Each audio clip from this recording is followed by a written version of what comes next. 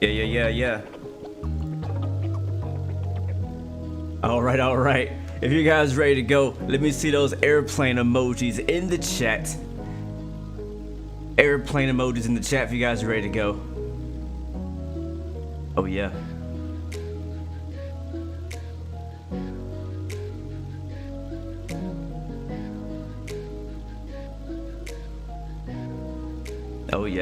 Oh yeah. I see you ready to go. I see you ready to go. Oh yeah. It's about to go down.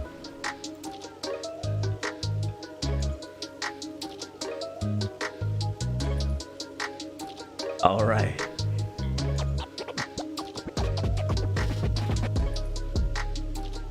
Hold on just a second. Here we come.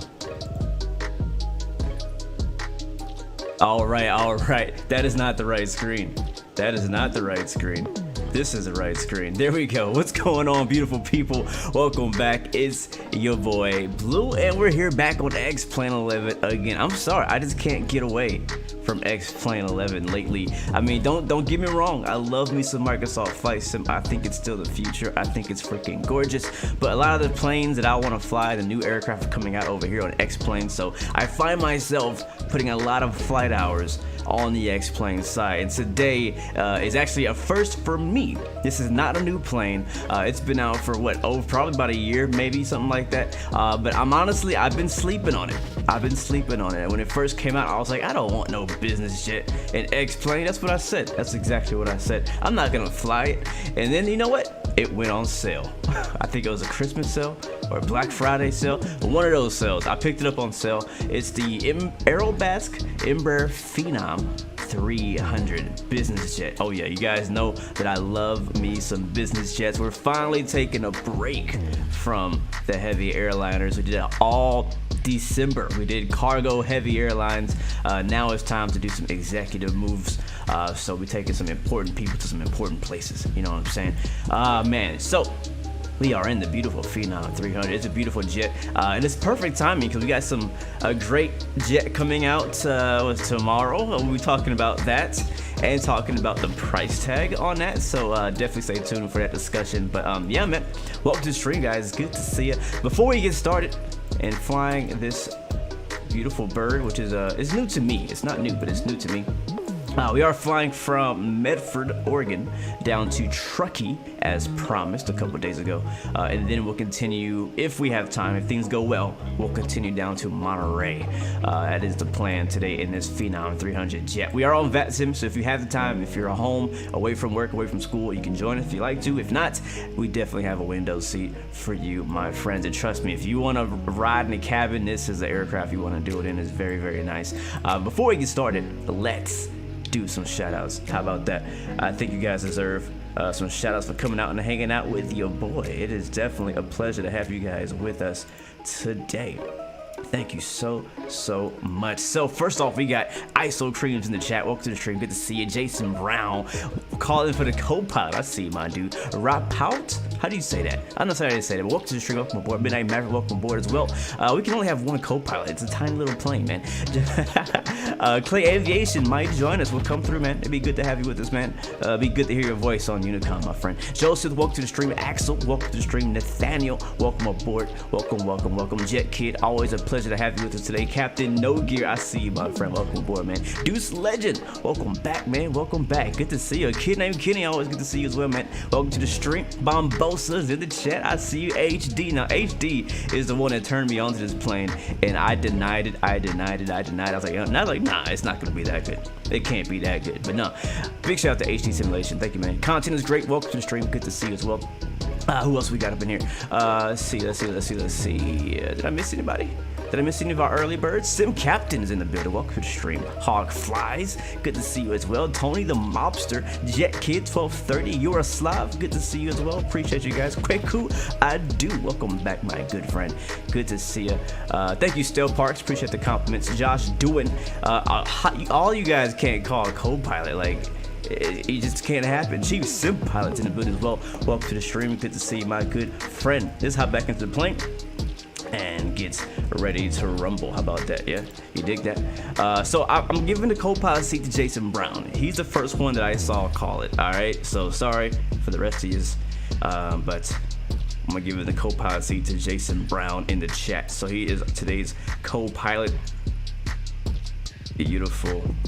All right, well guys, we got 2 legs to do today, and I'm gonna try to actually make them happen pretty quickly. I don't want to take all day. I would like to make it through both flights. Aviation 360, get to see what ramp spawn am I at. I think I'm at a spawn called Million Air. I have a freeware scenery from Medford, KMFR, Kilo Mike Foxtrot Romeo, and we'll turn the music down and get ready to go for today's flight. Welcome, Keith B. Yeah, everybody wants to be. I mean, if you guys want to sit in each other's laps, that's up to you. I mean, I don't know if it might be a weight and balance issue, though. You know what I'm saying?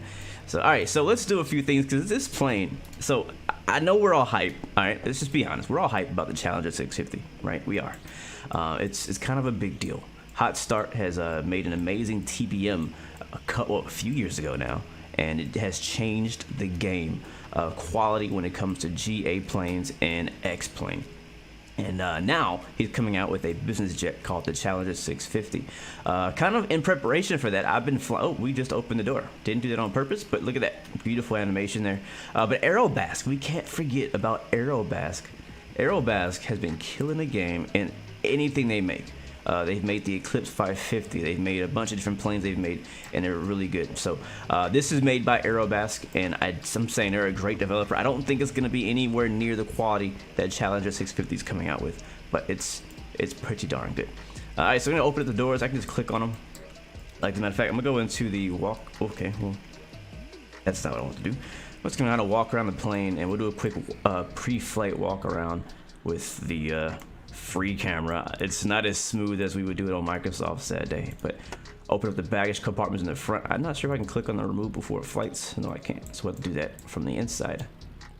And we're not gonna spend too much time out here because I want to get flying, but there's a couple really cool, interesting features. Yeah, this is nothing like walking around in Microsoft. I don't like this at all. I just want to get to a couple of different spots. I think this is the GPU or is the fuel? Yeah, this is the fuel panel right here.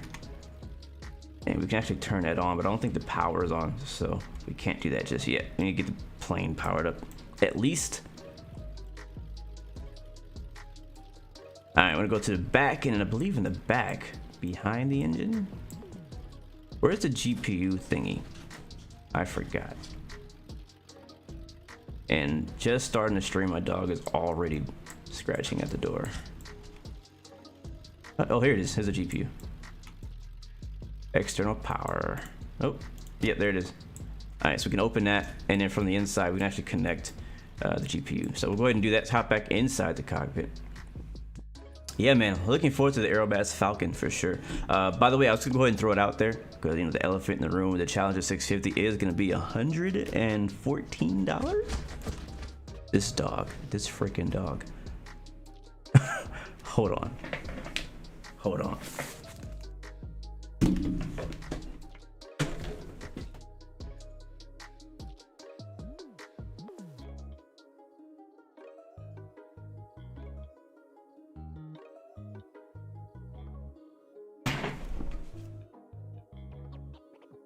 All right, sorry about that, guys. Yeah, if I had not let him in, he would just be scratching for the next hour and a half.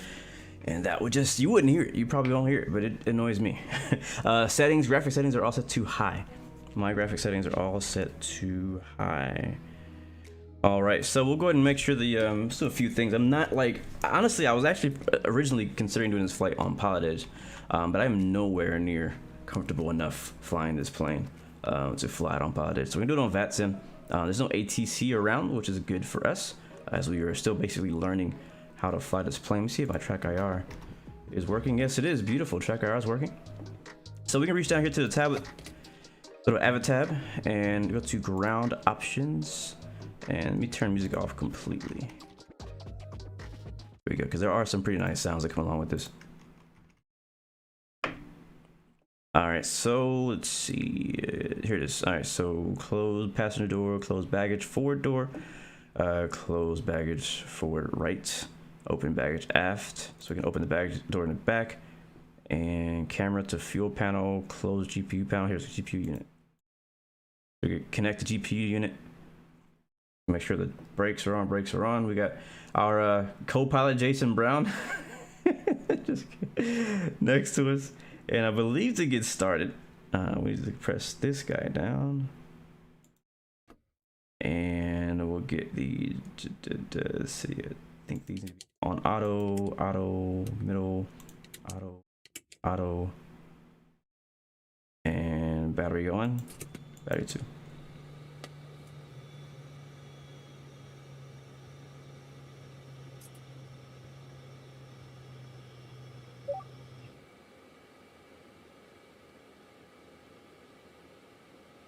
Hopefully you guys can hear everything okay. I had to turn the sounds way down for our A300 flight last week and the 737NG from Level Up, so I have not adjusted the sound back for this plane since then. So let's go ahead and get fuel. System test. Okay. Okay, good. Let's get our fuel from SimBrief. So again, if you're just joining us, we are in an airport called Medford something, KMFR. And we are heading to Truckee, and we need 12,907 pounds.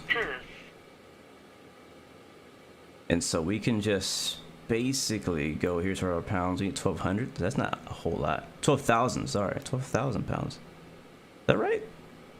No, that's not right. 2,100. I like that. Sounds like a lot of fuel. 2,100 pounds.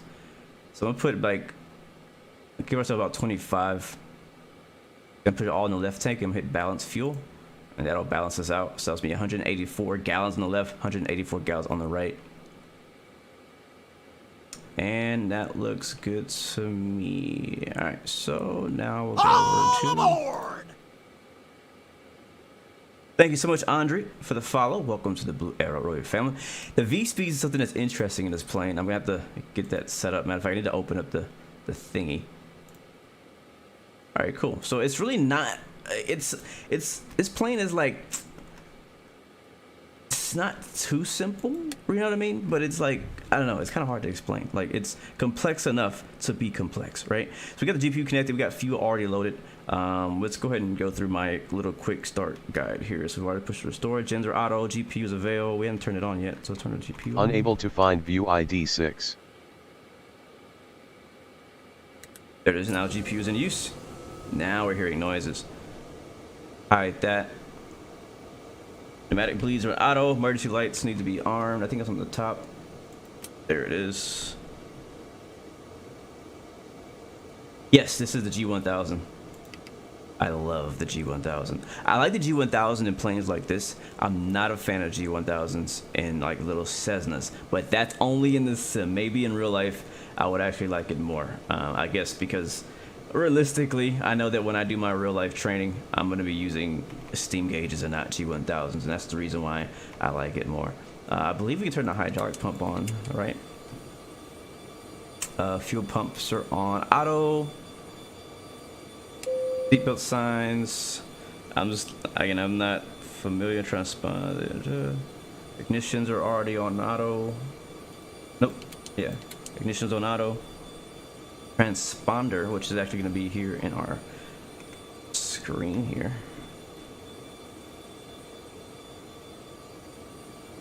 The people at your flight school hate the G1000.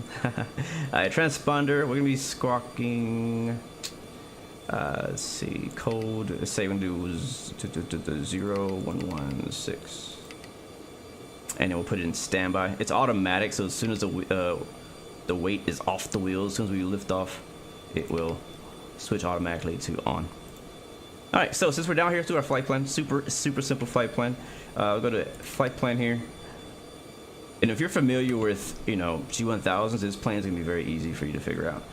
First thing we could do is go to procedure. If we had a departure, which we don't for our flight today, we can put our departure in right here, click enter, and we're not doing any of those actually. So I don't even need to put a departure in. We don't need any of that. So I'm just gonna go to flight plan. I'm gonna use a, oh actually I forget that I have a keyboard. I love that I have a keyboard. All right, where's my flight plan? All right, so we're gonna go into Oscar Echo Delta. Enter. Rogue Valley, which is the local VOR, and then direct to LEKYI. Lima Echo Charlie. Sorry, nope, not Charlie. Let me try that again. Lima Echo Kilo Yankee India. And then enter. Enter again. That's it. That's our whole flight plan. 2 waypoints. And again, you can completely put in departures, arrivals, holds. Everything works in this plane, which is pretty nice. We are going to, just for the heck of it, let's put in our destination. So Kilo Tango Romeo Kilo. Hit enter on that. That's where we're going. Truckee Tahoe, California. Oh, it's California. I know Truckee was in California. And then we'll go up here, and I think it's procedure again. Yeah, procedure, and then approach. Not arrival, but approach. Approach means like landing. Arrival means descending, basically. We're expecting to do runway 11, so do RNAV 11 GPS LNAV approach. And we'll take a look at what that looks like later on. Matter of fact, I need to kind of know what... oh, LEKYI. LEKYI's in there. Yeah, so LEKYI. There we go. Fly course reversal. Good question. Probably not. Let's just say no. We'll go straight in. Hopefully. Minimums. I don't know the answer to that question, sir. Get my chart.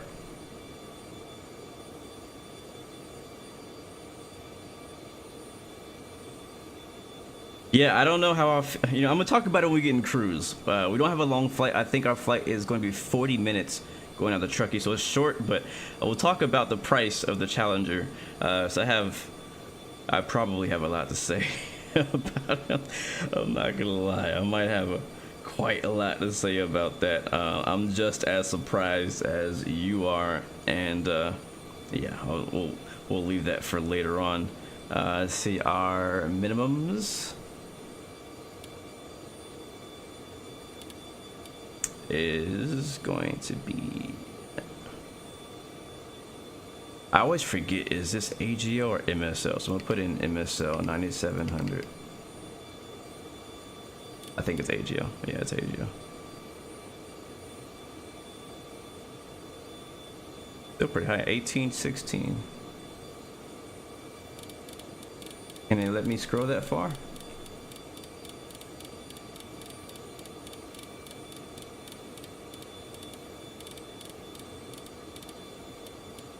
There we go, 1810, that's close enough. Hit enter on that. And we'll load it, but we will not activate it, so that's gonna be in there. And cool, all right, our flight plan is done. Simple, shouldn't take us as long as it starts to get a 737. So basically now, we just need the engine started. We'll go over back to our EFB. We will turn off the static elements. It's gonna get rid of all the remove before flight stuff. You can see our GPU down here connected to the back. I think we need to close the fuel panel. But it's really cool. This fuel panel, I think, is really interesting. You can actually go on here, and you could actually load fuel yourself by turning this on. You can pop this open, and then you can actually start filling it up.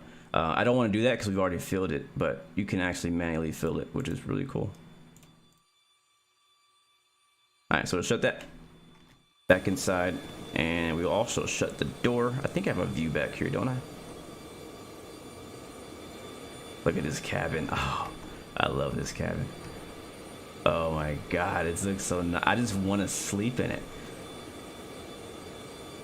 Can I reach it from here? There it is. Shut the door. Oof, listen to it. There is a button to teleport to the fuel. Yeah, you're right, but it actually messes with my X camera, so I try not to use it. All right, let's get the thing started. So we'll let's see. I'm like super not. I'm not very familiar with the plane, so I'm trying to look at my notes on how to do it. Oh, we need to do our takeoff perf still. Sheesh. Dang it. Hold on. Is it in here? It might be in here already. Can I find that in here? aircraft. Yeah, here it is. Procedures, normal checklist, flight manual. I think it's in the flight manual. Now they kind of, I don't want to say make it difficult to get V speeds. They actually help you get your V speeds, but you do have to like do some sort of calculation, which is something that I'm not used to doing. I don't think it's that one. Performances maybe. Yeah, here it is. This is like it says simplified takeoff analysis.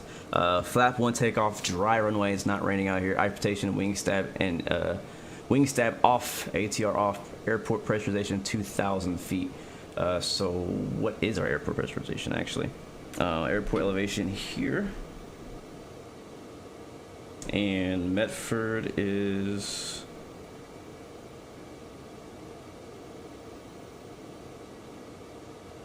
1,294. So this chart is not the one for us. We'll go to the next page. There should be one. There it is, negative 1,000. We're actually above 1,000. We'll go a couple pages. There it is, 1,000. And then we'll go back to ground options and look at what our weight is. Thank you for reminding me. Cargo doors as well. Thank you guys. Close, close, close.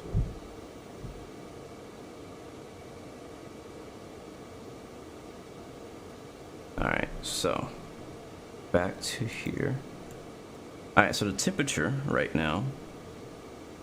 This is how you do this. It's kind of weird, right? So the temperature here in Medford is 7 degrees Celsius. So we look here on the left side.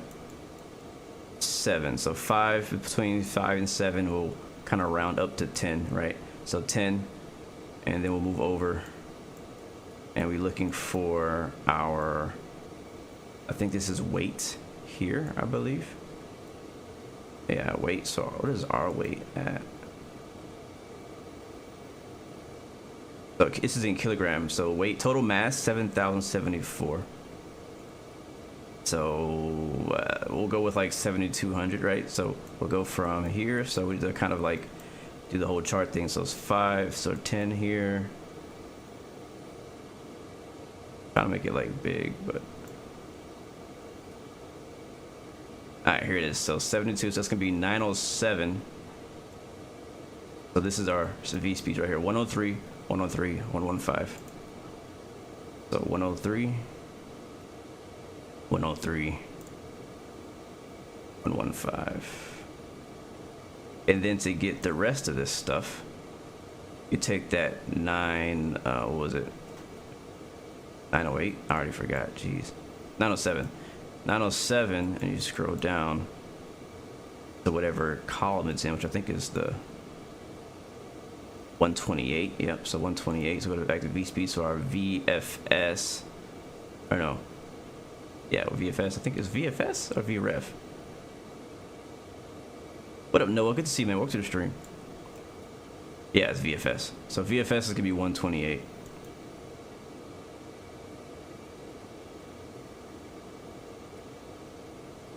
And I don't know what the VAC is or the VREF, so we'll leave those at 130. That's fine. All right, cool. So now we have our V speeds. That is how you calculate V speeds in this plane, a simplified version of it. And you do have to do that. You could obviously put whatever numbers you want to put in there, but yeah. VFS for takeoff is 128, not 115. Wait. VAC, VFS, and VREF are on the bottom. Sliders are for landing.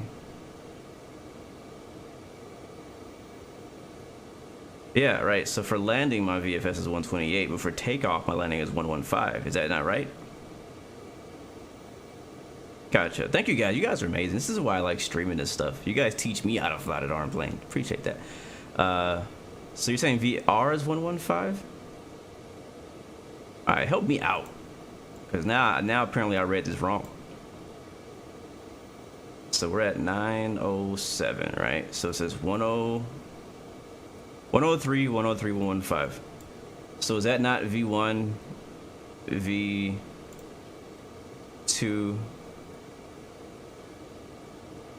All right, so you're saying VR is 115? Okay. Is this one here? Right? Am I right or am I wrong? So is this how it works? 103 V2? I'm so confused now. V1 and VR are 103, says Axel. V2 is 115. Okay, so I got it backwards. So 103. Yeah, that's where I got the VFS from, the bottom of the chart. 115. And then what do I put for this VFS? I would put 115 again. And then VFS takeoff is 128. Oh. I think I got you. I think I get you, because here it says V1/VR, so that's 103, 103, right? And then 115 is the V2. VFS is what we got on the bottom of the chart. It's 128.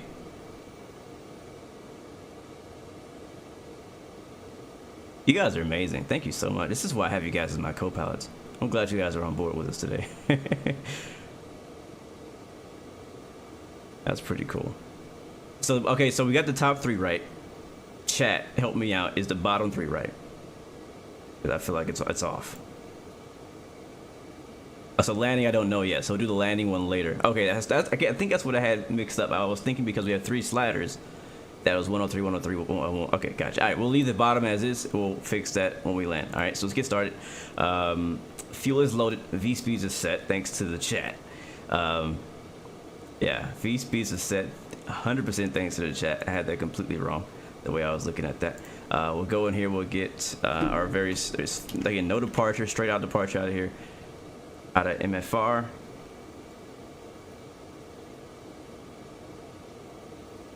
Airport, boom, and let's get it started. So to start it, it's pretty simple too. All right, cool. All right, we're using runway 14. We're gonna have a bit of a taxi on the way out of here. We don't push back in this kind. Well, we could, but we're not. All right, let's get the strobes on. And we'll start with engine 2 on the right. And I think all I do is hit run, right? Run. Start.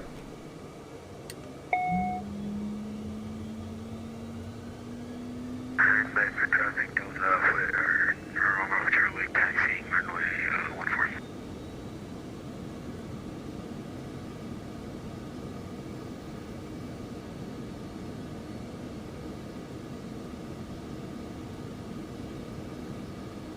And we'll start engine number. Do I have a camera over there? Thought I had a camera. There. Run. Start.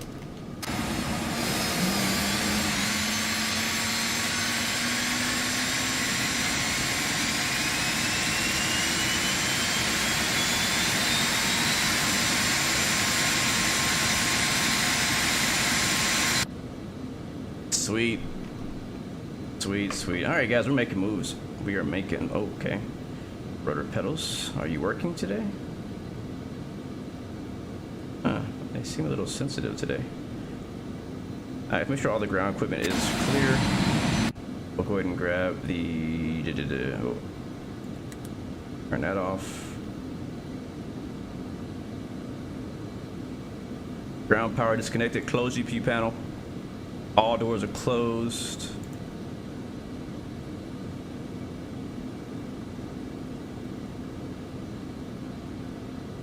Transponder set. Engines are good. Let's go through some flows here. Good, looks good. We do have to do a stall test before we go.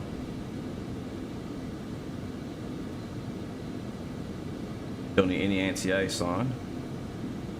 Turn on the ECS.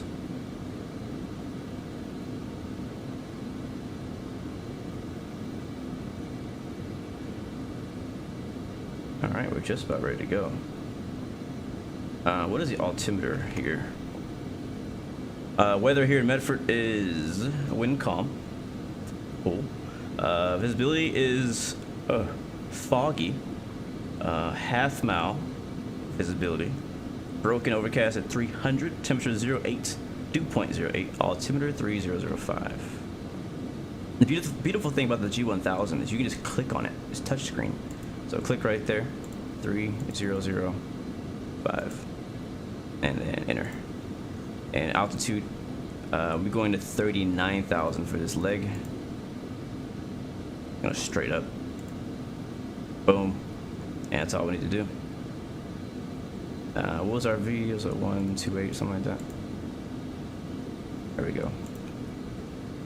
What frequency are we on? 122.8, I believe. Yes, we are. All right, cool. We're ready to taxi then. Actually, no. One more thing.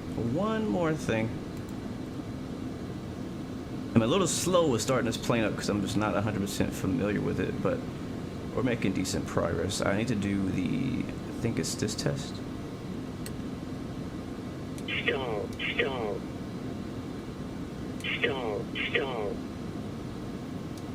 Alright, here we go.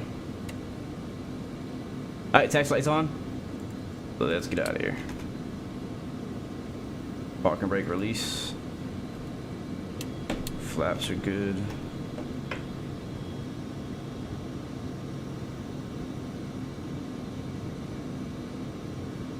Alright, we're good. Let's go.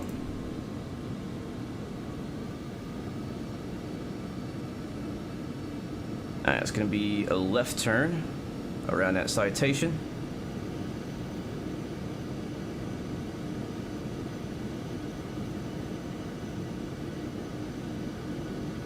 And you got to be very careful because I feel like on the ground, using my rudder as a nose wheel steering is a pretty sensitive. I don't think we have enough room behind there, so I'm just going to go this way. It might have worked better for us to push back. Hopefully we can find a gap. If we can fit right here. We can fit right here.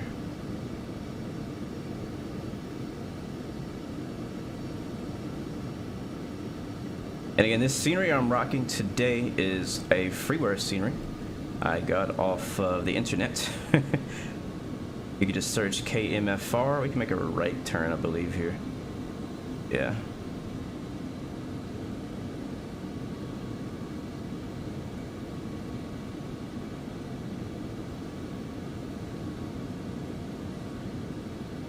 I don't know what it is about business jets that I love so much. I don't know what it is. Alright, will be flaps 1. I don't know what it is. Traffic landing or something right there. Definitely overcast. Foggy, I don't know. It would definitely be really interesting approach landing into this airport today. With the winds are calm, but the visibility is horrible.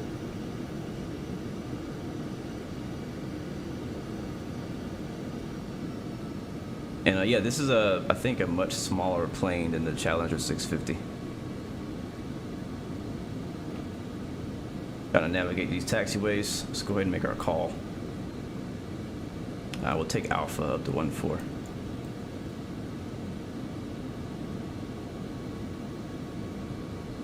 Medford traffic, Phenom 116 Bravo is taxiing to runway 14.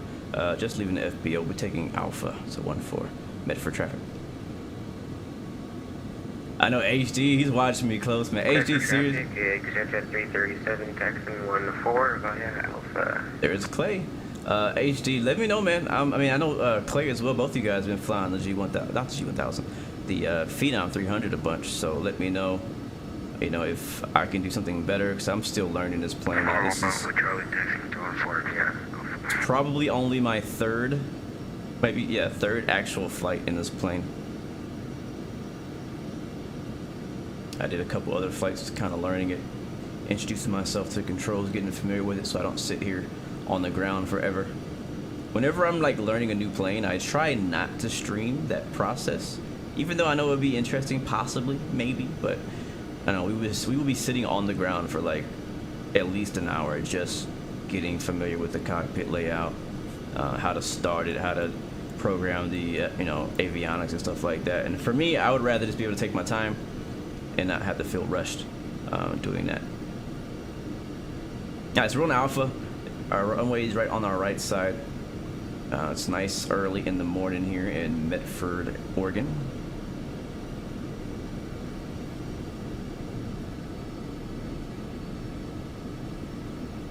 And it's gonna be a straight out departure off runway 14, heading to the south. And you can see I'm kind of struggling with the nose wheel steering, keeping it on the center line. Clay, for whatever reason, if you're the one behind me, you're at A320 on my screen. I don't know why. So a flight control check here. Oh boy.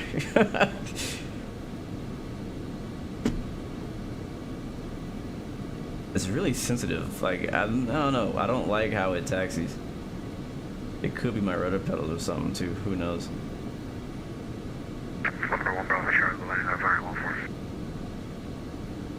You see me as a 737. That's hilarious. Also, this is my first flight in a while with the honeycomb yoke. You know, just making a bunch of disclaimers here, just so you guys don't expect too much from me. Been flying a TCA thrust-mounted yoke for a while, and if you guys have the TCA yoke now, you understand the difference from that to the honeycomb and how different it feels, how different it controls, requires different physical pressure. So I'm gonna try my best not to smash it down or over correct. So we're here at runway 14 and Alpha 6, and let's go ahead and take off. Medford traffic, Phenom 116 Bravo is taking off runway 14, depart to the south, Medford. All right, finals clear. No, remember Charlie, we're on that runway.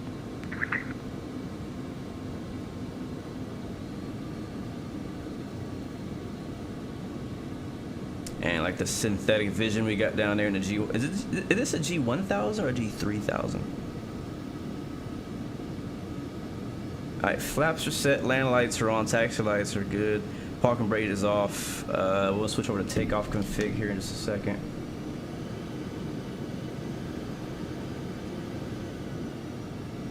Yeah, I feel like I might have to change my rudder sensitivity for this plane.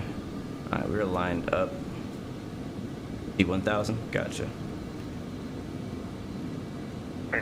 Takeoff. Okay. Alright, let's get it. I think I hit, is there a toggle button? There is. I think. Oh wait, no, there's not. I gotta do it. There, that's toggle. Oh boy. Alright, airspeed's live. Power set. 80 knots.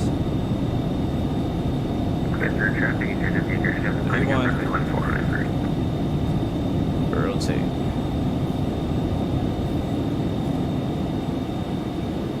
The nose is very light. Positive rate. Gear up.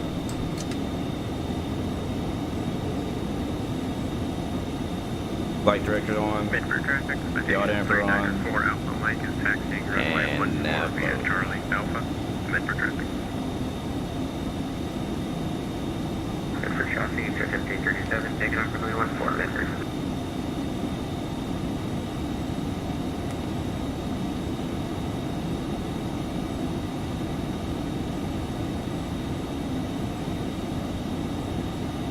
Flaps up. And I think this flight plan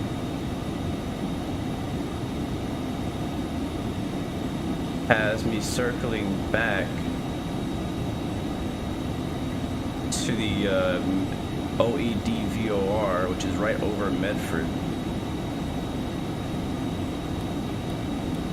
Yeah, it does.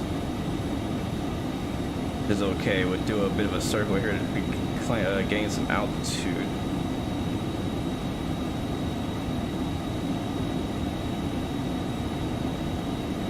And it's gonna have us loop back around and come back. I still have the controls.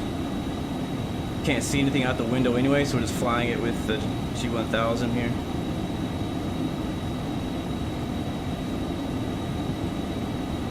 Once it gets in the air, it's pretty smooth. Takeoff roll is kind of sketchy. And there we are, right on the magenta. And climbing over the clouds. Here at 7,000 feet.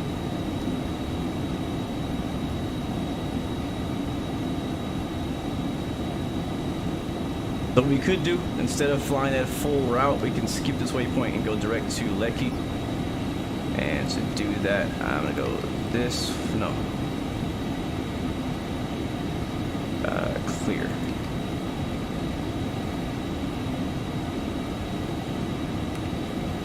I'm gonna go direct to LEKYI. By the way. Midford traffic. Thank you. 394 Alpha Mike, lining up runway 14 for takeoff. Activate. Midford traffic.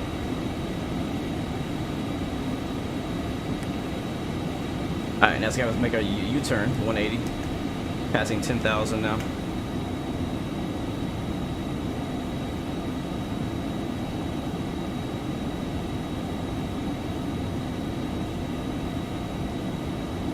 Looking good, looking good. Yeah, we didn't, I don't know. With us departing south, we didn't need that first waypoint at all. All it did, because the first waypoint on our flight plan was north of the field. But we're going south. So we didn't need that waypoint at all. That's okay. Gave me some practice on using the GPS and stuff. Yep, thank you very much, Owen. Thrust to climb. Thank you for the reminder. Watch the bank angle.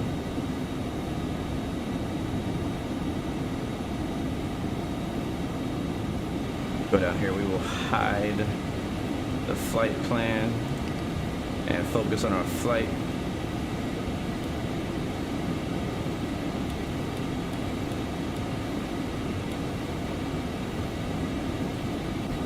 There we go. Midford traffic, citation 394 Alpha Mike, taking runway Nice. 14, departing to Thank the you guys for south. joining me today, man. We got some good business jets flying out of Medford today. Down the I've been telling you guys about Truckee. You're gonna have a really nice approach in the Truckee. The weather should be much better. We should actually be able to see. I got I think that would be considered Orbit's True Earth, Northern California over there. And we're still flying by hand at 15,000 feet. We'll fly up to 18K just to get some practice. It's good whenever you're, flying a new plane or a new piece of hardware to do as much hand flying as you can on a departure to get an idea of the sensitivity. It's a bit different on to climb out because you're not in landing config or anything like that.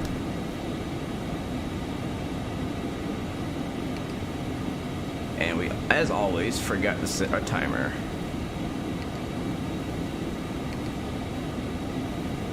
So I'm just following the flight director here. We're at 155 knots.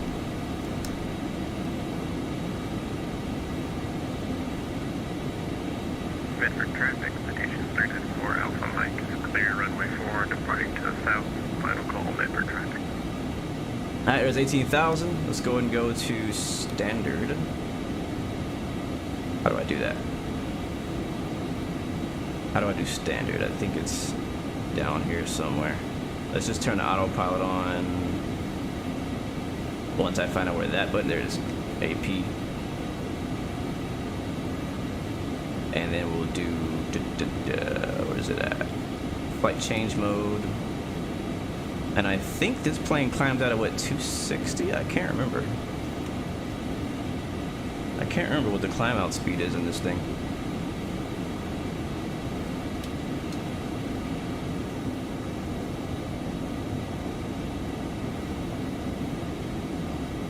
Do 210 for now. 225, thank you.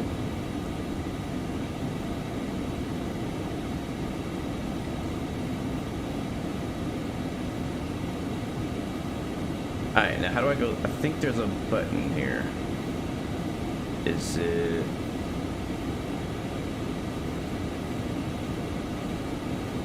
EFD. Yeah, standard barrel. There it is. And I do the same here. 2992. Alright, we're on the way, passing 20,000 feet up to 39 en route to Truckee. Everything's in the green. Oil temps look good.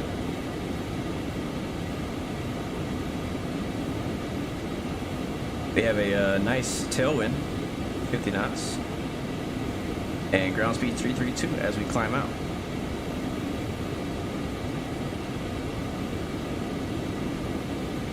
All right, let's enjoy some let's enjoy some outside view here.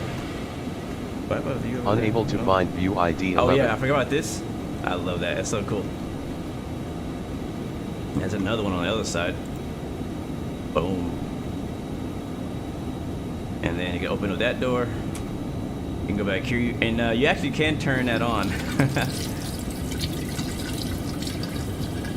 And it has sound.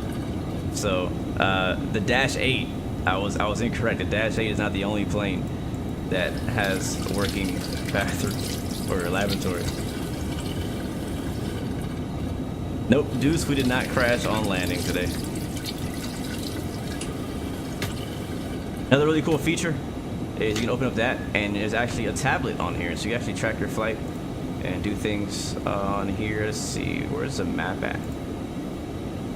Not sure if that's gonna work, but yeah, so it's pretty cool you can do that. We can go ahead and grab, while we're thinking about it, our chart for Truckee KTRK. Sounds like a news channel, right? KTRK, thanks for watching. I want to see if we can flush the toilet. That might be possible. Can the Challenger 650 flush the toilet? I don't know. We'll have to see when we get it. Let me go back here. I think I have tracker R enabled. Let's see. You can lift it and you can flush the toilet. That's amazing. Oh, that's amazing. Don't forget to wash your hands, guys. Do not forget to wash your hands. That is so cool. Got your orange juice, cup of coffee, whichever you prefer. If it's too sunny for you, you can do that right there. As for me and my plane, I don't allow people to close the window shades. I think it's a sin. All right, so we're up here. We up here. Lights coming off. That stuff can stay on. That's all good. That's all good. All that is good. Okay, leveling off in not too long. Let's turn the sound down and we'll go outside and see what that looks like. It's gonna be loud out there. So yeah, I was wrong. I thought that the Q400 was the first plane to flush the toilet. I was wrong. This one was. This one was.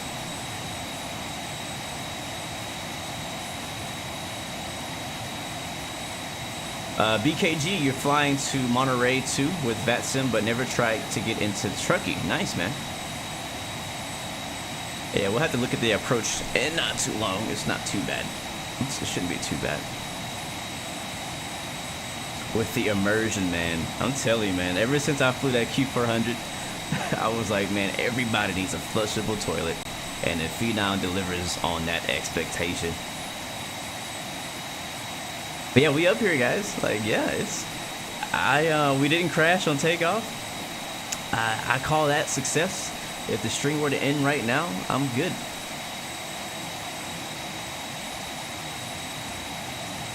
James, you flew out of MFR in real life once. Nice, man. What was it like out there? I've never been to Oregon before. Matter of fact, I've never in real life been to the Pacific Northwest. How can you get a call sign on a private plane? Like on VATSIM, you mean? Like what call sign to use on a private plane? I think that's what you're asking.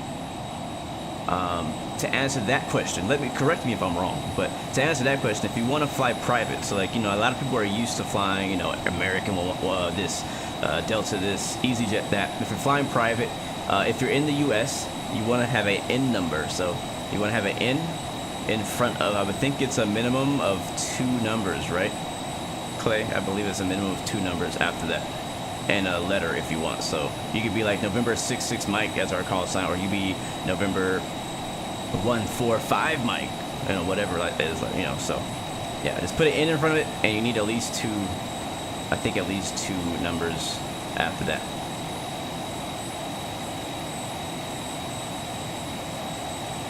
Is it minimum 1 number? Oh, okay, it's just 1 number. Wow. I thought it was 2. But yes, we're flying over Ortho right now. I believe this is True Earth. Matter of fact, now that I'm thinking about it, let's take a look at SimToolkit Pro, which is once again tracking our flight, and to show you guys where in the world we are. So we are here in the Pacific Northwest-ish. Actually, Medford is kind of towards the south of Oregon. We've already crossed over to Northern California. We have Redding over here, Eureka, Chico, Yuba City. We're going to Truckee. Here's San Francisco over here on the left. And I can make this bright. You guys can't see that very well. So yeah, San Francisco's over here, Bay Area, Monterey. So we're going for our second stop. Last stream, we diverted to Reno, which is right over here. And we also have Lake Tahoe, South Lake Tahoe, and we're stopping just north of Lake Tahoe at Truckee. It's kind of like completely surrounded by mountains. The city is kind of like built into the environment, so it's gonna be kind of pretty fun approach into there. As long as we get our descent right, it's gonna be the challenging part.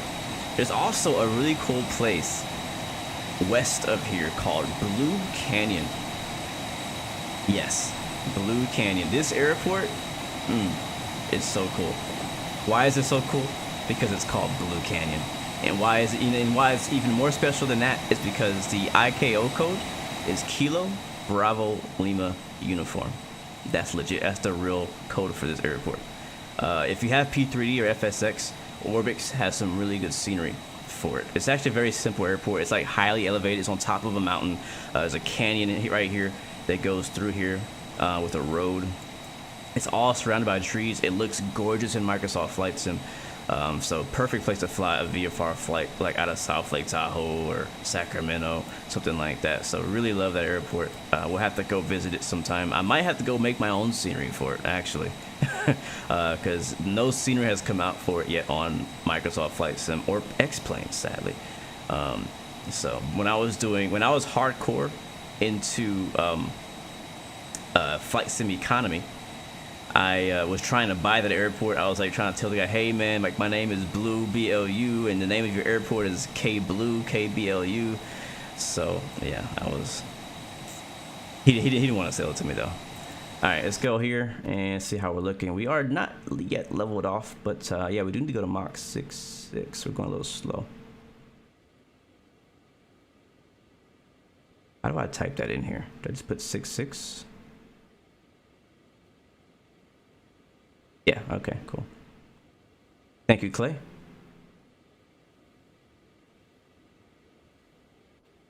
Yeah, if I make it though, I'll definitely share it for sure. It's a cool airport. Even with the default scenery, it's a pretty cool airport. The only thing that's different with scenery is that you would get like some of the little unique hangars and things like that that are on the field. But Microsoft basically just has like a runway there. I believe it does have the elevation, or at least a similar elevation of the real airfield, and then I think it might have a generic gas tank or something like that. It's pretty freaking basic. My call sign is November 116 Bravo.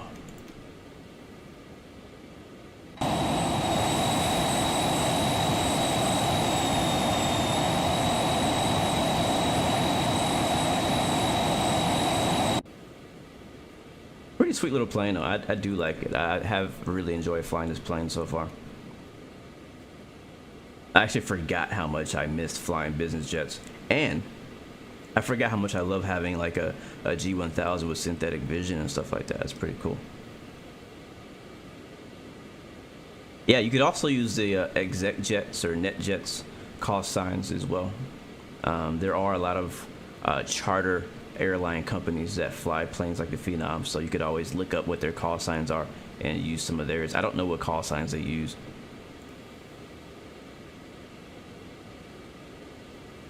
Slightly ahead of you, November 1 Bravo Charlie. Let me see if I can find you on the map here on my Sim Toolkit Pro. Oh, we should be descending in not too long.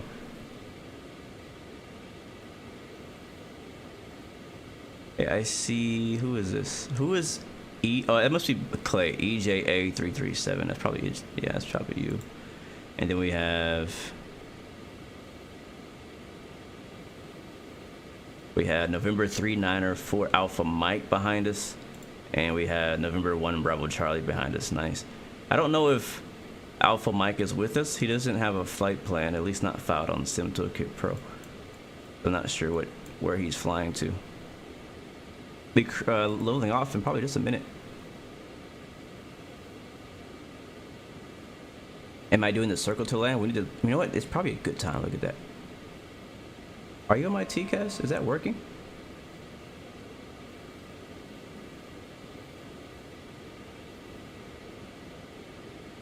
Oh, thank you, Axel. You're right. I did rotate at V2. V2.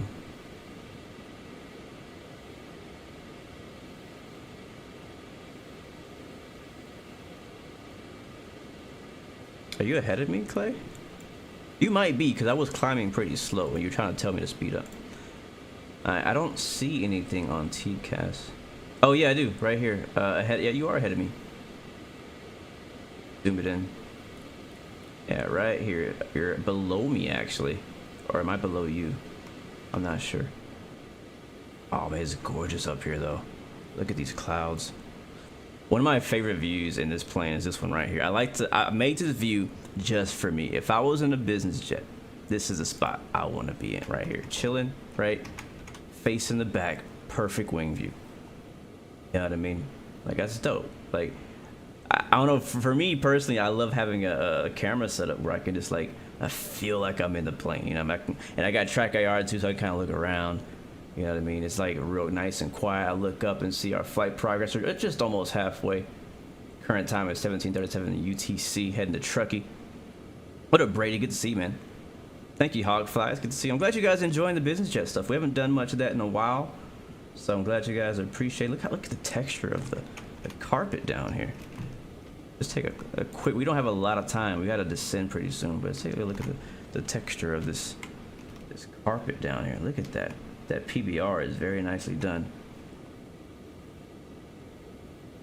And the thing too is, like, if I'm enjoying this plane this much, how much more am I gonna enjoy the 650? Now let's talk about the 650. The Challenger 650 coming out tomorrow. $114. They must be smoking crack. Like, Toto, I respect him and the team, and I don't want to. Let's go ahead. Let's actually change this to. Yeah, it's good. I don't want to devalue what he does, what he's doing, and how amazing that plane is going to be. But $114 for a business jet is that I don't know if you guys realize this, but that makes it the most expensive plane on X-Plane right now as a business jet.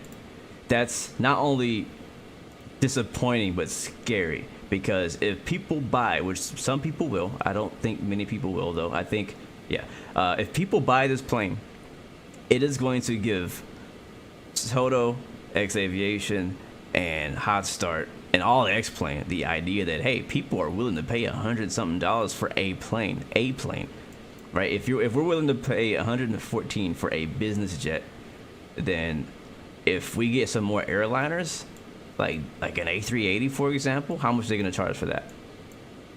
$150? Now we get into the PMDG range. You know what I mean? So that's scary that went so high. I am about to overspeed. You're right. I thought this was going to manage my speed, but I guess I was wrong.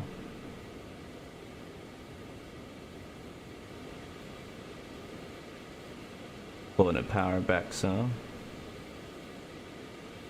There we go. Talking about the Challenger 650 from Hot Start that's coming out tomorrow. The price was revealed, I think, last night or early this morning. Whenever I saw it this morning, or no, I saw it last night.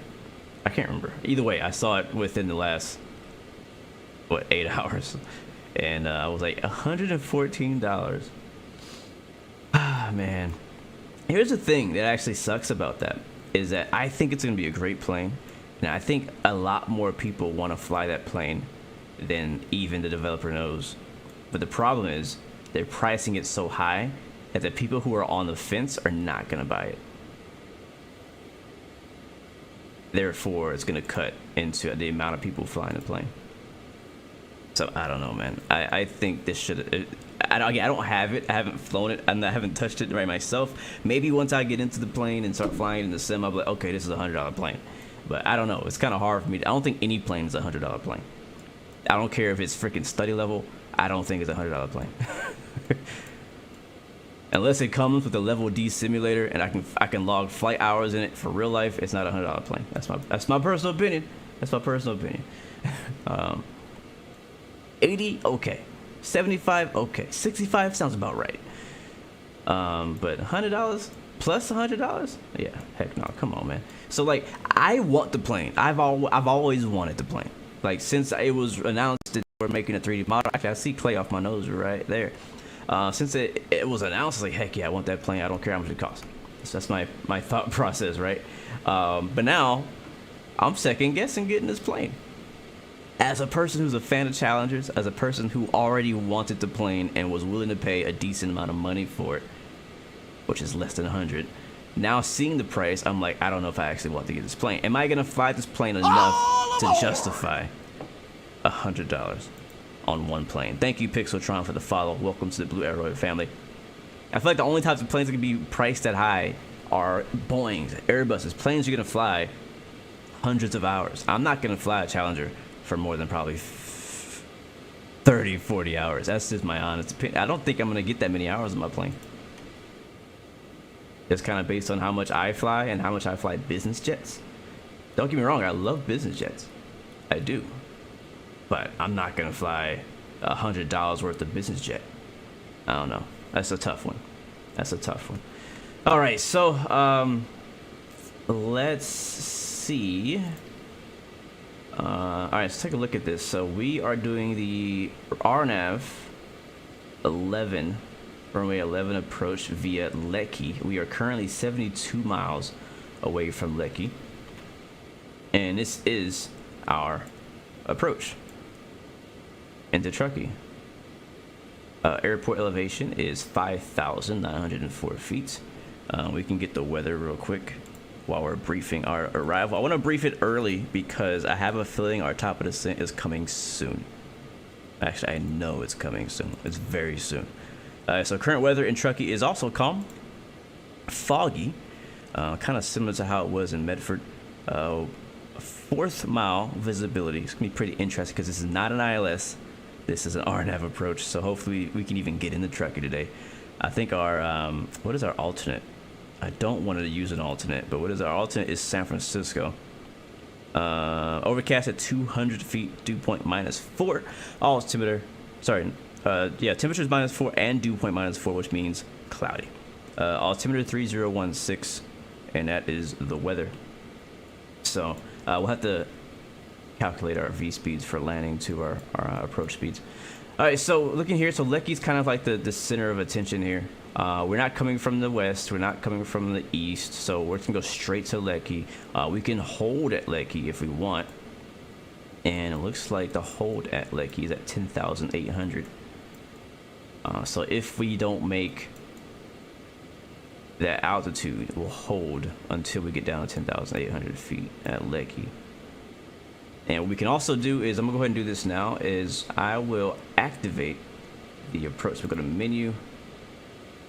No, I need to click on FMS and then menu. No. Am I doing that backwards? Is it procedure? Yeah, procedure. Procedure, activate approach, enter. And that shouldn't change anything because we're already flying to that waypoint. It's loading in now. There it is. Open back up our flight plan. And now it's going to show that we've already missed on top of the zit, apparently. Let's see, vertical speed target. Let's go down to our current VNAV profile. Now, I don't think this plane has an actual VNAV, but it does have a VNAV calculator or vertical guidance calculator. So let's say we want to go down like 2,000 feet per minute or so, something like that. That's a guess.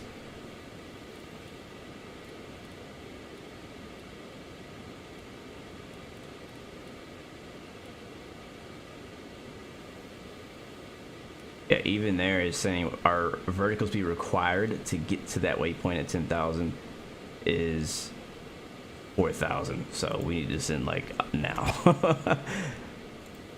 So we're not going to do 10,000. We're going to do 10,800. So 10, 8. Enter that in.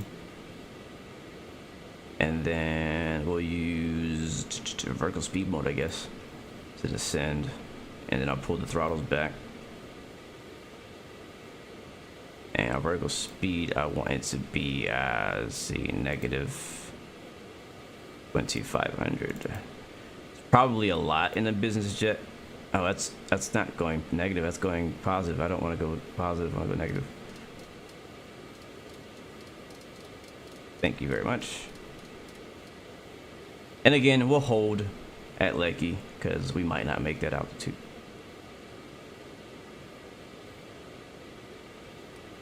So we'll just have to watch it. We're 40 miles out from that.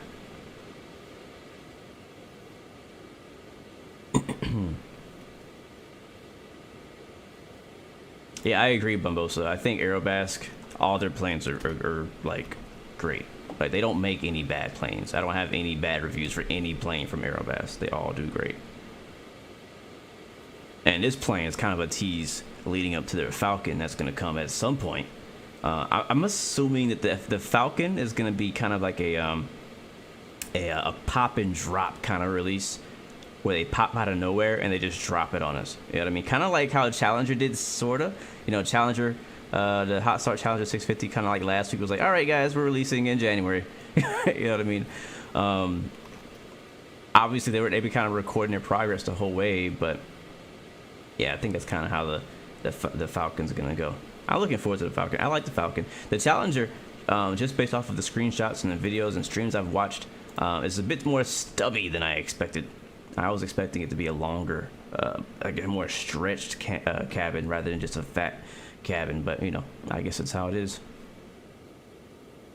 But yeah, I'm definitely excited for the Aerobasque Falcon 8X. Honestly, perfect world. I like to have them all. I want to have the Aerobasque Falcon 8X. This plane, honestly, is a great plane. Like I'm one of many people who have looked at this plane and was like, it's nothing special, but it's definitely a lot special about this thing.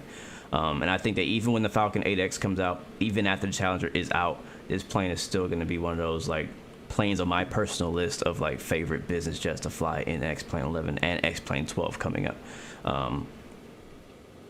So I expect the Aerobasque Falcon will be better in some way. I don't know much about that plane, honestly, but yeah. All right, so we're descending. We are, yeah, we're definitely not making that. We're 25 miles away. So how do I set up a hold? Like, I know for sure I want to hold at LEKYI. So how do I set that? I don't even, I want to hold here. Let's figure it out. Menu? No. Flight plan. Procedure. No. All aboard! Thank you so much, matey, for that subscription. Welcome to the Blue Arrow Royal family. Thank you very much. As you see, our vertical deviation is plus 9,000 feet. It would, for us to get there at the altitude we want, we would have to descend at 7,600 feet per minute, which is not going to happen. How do I do a hold? HD. HD, help me out, man. How do I do a hold in this plane?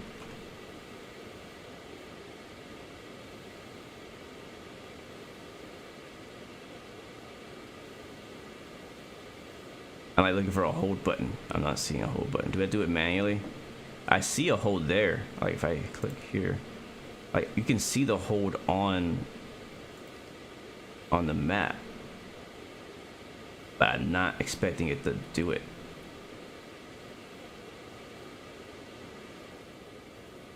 Oh, I love these clouds. This is gonna be an interesting landing. I don't know that we could. I was expecting to have like kind of like a visual approach in here, but I don't think that's gonna happen. Yeah, that's true too. A lot of times when you pay $100 or so for an aircraft, we just flew right over top of Clay. He's 10,000 feet below us. Good job, bro, on making your top of descent.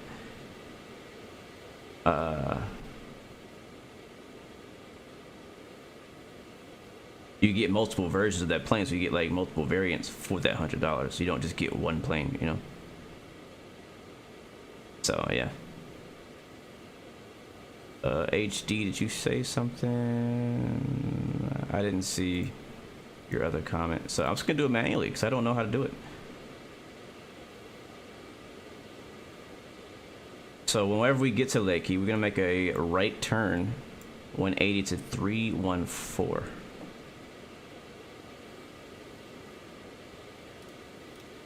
I can just type that in, 314. Actually, we do 313. No. Yeah, 313.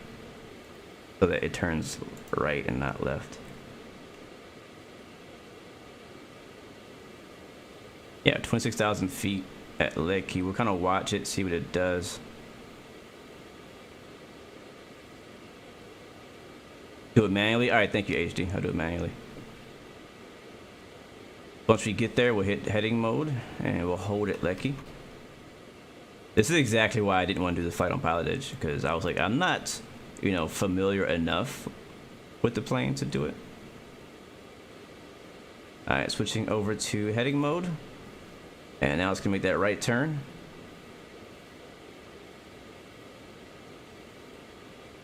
And now I'm gonna switch it to 314. And the question is, was there a speed limit in this hold?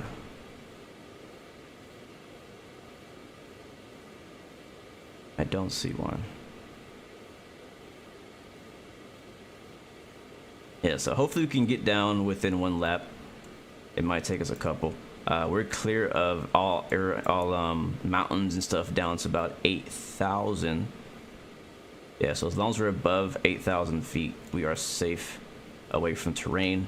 Obviously, we have a better situational awareness, having the G1000 with the synthetic vision down here, so we can actually see the terrain down below us. So if we get too close to it, it should be pretty obvious that we are.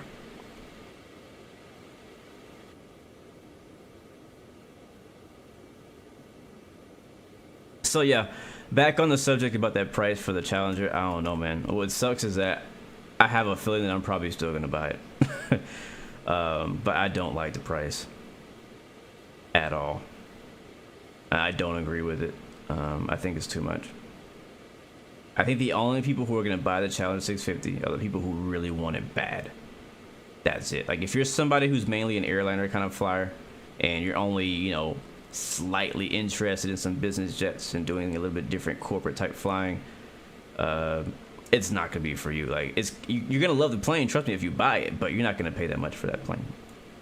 You would rather spend the money on a high quality airliner. I should be at 265 max.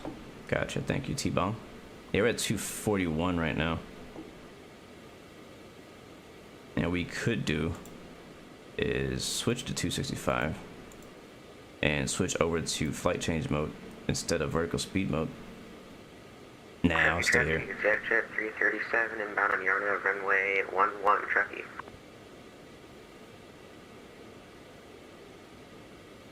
Truckee traffic, let us know how that weather is down there.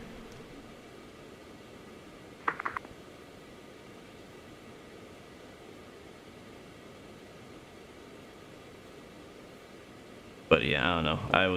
When I saw that price, I was like, ugh, man. Freaking flight sim, man. Killing me, man. They killing me with these add-ons. Alright, we're just passing 18,000 feet again. Truckee weather. Truckee Tahoe is still winds calm. Visibility is 1/4 mile. Foggy, as you can see down there. Overcast at 200. That is going to be tough. This is not going to be easy. We're going to have to really fly this approach like perfectly to get down there. Because again, there is no vertical guidance. There is no ILS in the Truckee. Alright, let's make another right turn. Another right turn to 134. And we should be, I don't know, we'll see how we look at the end of this lap, but hopefully we'll be low enough to exit the hold. So what did I say, 134?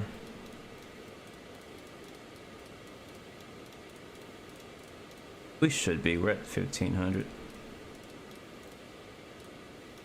There we go, making a right turn. We are now just dipping our nose into the soup, down to the clouds.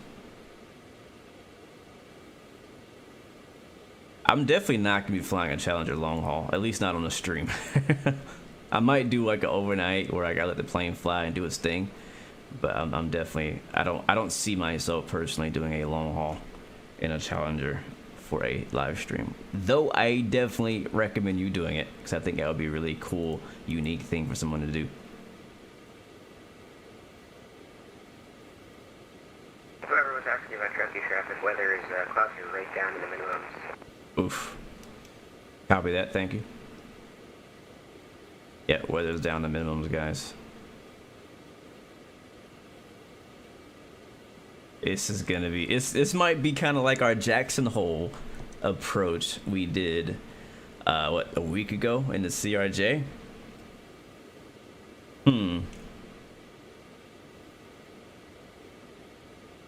What do you guys think? We're gonna make it in there okay? Our altitude looks good though. Our altitude looks good.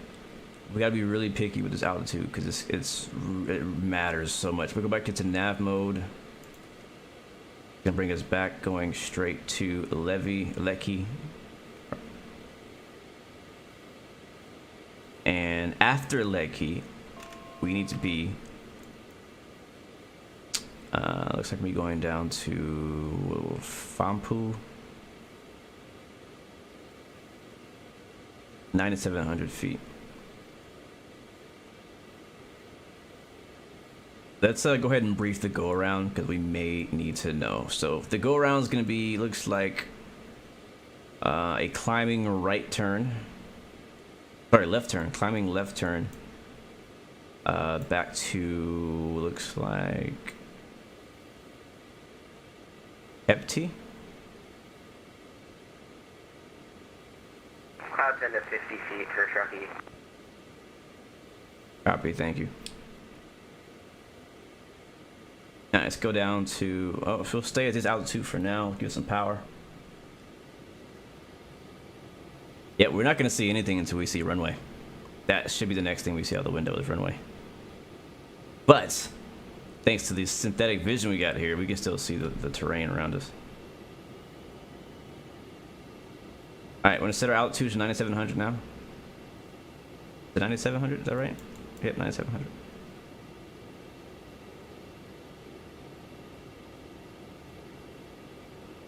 And honestly, our flight plan should show... No, it doesn't. Okay, never mind. Alright, I'm going to use flight change mode. And we won't go any faster than 250. Wait, I see the ground.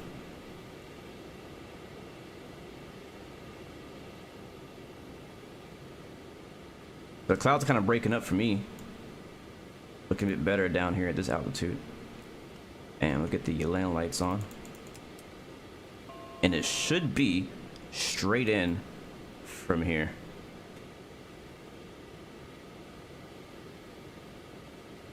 I think how long is that? Probably about 6-7 miles out.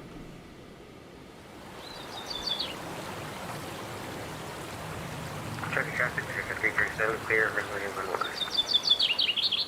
That is so annoying. Every time, same time of day. Freaking. Where is my thing? Same time of day, I get the SAM. What's it called? What's that thing called? ASUS Seasons from Rex. Updating. Alright, we're at 9700. We are so far so good. We need to continue descending now to 8400. Can't see. No, not 7. Come on, keep descending for me. Keep descending for me. And we'll keep our speed down. That will be good. We do have speed brakes in this plane. This is gonna be tricky. Our speed brakes.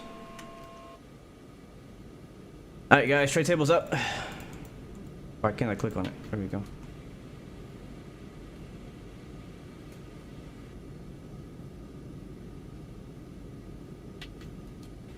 We are landing.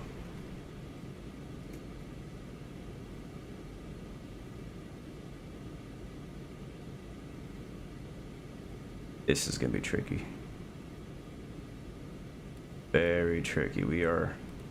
I don't see the runway, but it's supposed to be right in front of us. I'm turning off the autopilot. We might have to go around, but Autopilot. see what happens. I have the runway. I see it. It's kind of at an angle. It's not straight, which is one thing I love about RNAV approaches.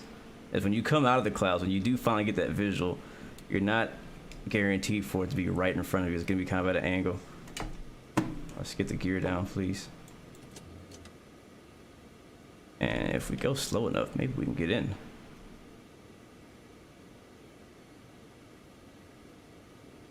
Truckee traffic, November 116 Bravo is on short final, runway 11. Truckee. Gonna be sketch. It's gonna be real sketch. Why is my gear still up?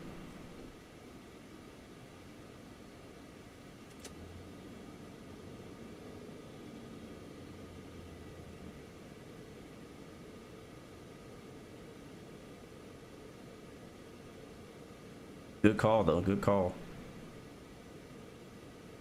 Alright, we're completely idle power, flaps. Drop them all the way down. I need all the drag I can get. This is not gonna be pretty, guys. Just FYI. 500, 400, 300, 200. Gear is down now, indicating 3 green. 100. Oh! Woo! Why did I look down? Why did I look down? You didn't see that. This is the real one. Oh, wasted. Wasted. Alright, well, you know what it is. We gotta do it again. Max Toga.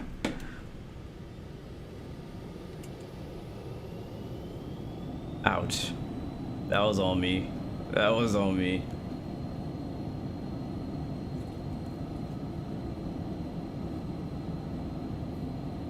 Alright, if we can do a tight enough pattern, we can get back down without going in these clouds. I don't know what was up with my gear. I'm gonna use it manually. That was a nasty land. That's probably the worst landing I've had in a long time. Alright, we want to have a tight pattern because we do not want... Oh, great. Well, that just made things interesting. This is why I freaking I'm just gonna say it. I freaking hate X-plane weather. I hate it. I hate the way they do weather.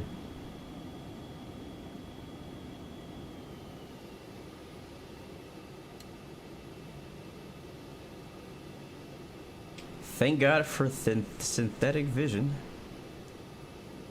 Because watch, this is what's gonna happen. To the south of the field, right, where we are right now, it's like nasty, overcast, foggy. This is actually what the weather should look like, right? When we get to the other side of the field, it's gonna clear up and it's gonna be like sunny, partly cloudy. Because We're right in between two different weather reports. And you can see that those mountains are right off our nose. Trees and everything. Where we at? Truckee traffic, Phenom 16 Bravo is on the left, downwind runway 11.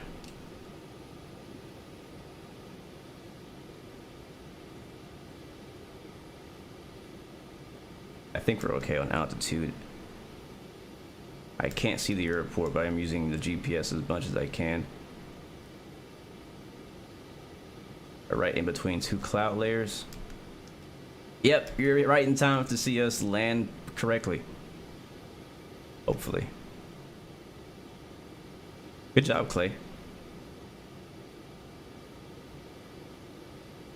Yeah, man, I'm looking forward to X-Plane 12 and its new weather system, because I am sick of this one. Is that our runway? That's not our runway. Is that our runway? That can't be our runway. No, that's not it. Something else.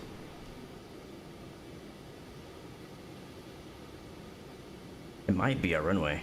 I think that is our runway. That is our runway. That is our runway. Oh, Jesus Christ. I'm making this worse for me. Are we going to try it again from this close? Heck yeah, we are.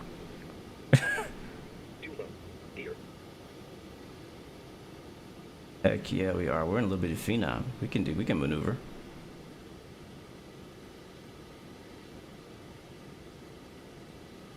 Okay, the weather did not change as I predicted. It's trying to though. Come on, let's put some rudder into it. Put some rudder into it. Slip it in there.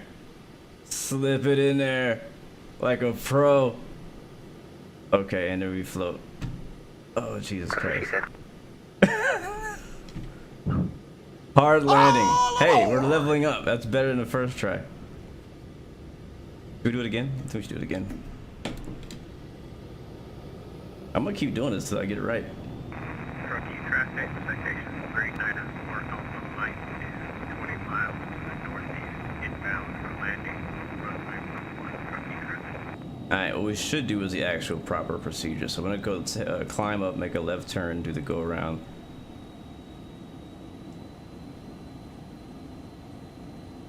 That'll get us hopefully not out of the clouds, but away from terrain. Why isn't it turning? We're good on fuel. Is there a VOR to use as initial approach fix? Question. No. No VOR. The LEKYI is basically like the first fix that we're looking for.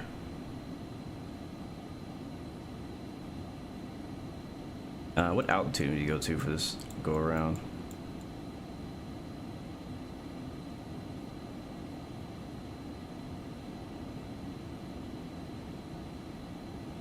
Missed approach, climbing left turn to 12,000 feet direct to KoRT and track 282 to LEKYI and hold. Continue climbing into 12,000 feet.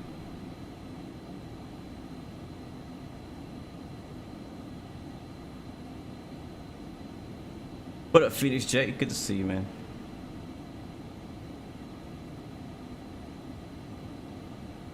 Yeah, this is not visual approach conditions, and that's what I just tried to do. I don't think KoRT. Oh, yes, KoRT is on my flight plan, actually. Over here.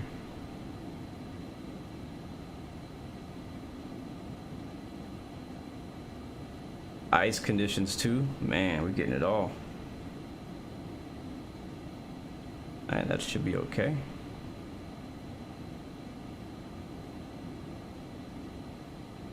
We're gonna try the actual go around. Now we got some sunlight. That's good to see. What up, Josh? Good to see you, man. Turn on anti-ice.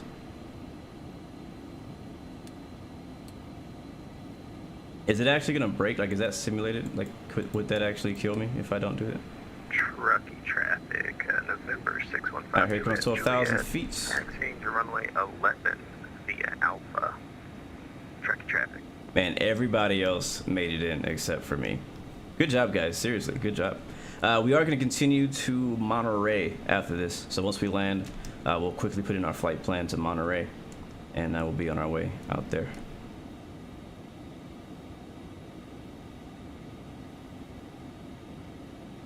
If I can just give myself enough space, I can fly back in. I'm confident from here we can make it in. What do I think of the Northern Pacific launching soon? Seems like a pretty unique airline. I have never heard of it. Matter of fact, I want to know more about that. So is a new airline? Truckee traffic, citation 394 Alpha Mike is 5 miles northeast of the field. Yep, that's him right for there. landing runway 11, Truckee traffic. That's him right there. Alright, we're gonna call left downwind, and we'll extend it for traffic. Truckee traffic, Phenom 116 Bravo is on a left downwind. We're gonna extend behind the traffic on final for Truckee traffic.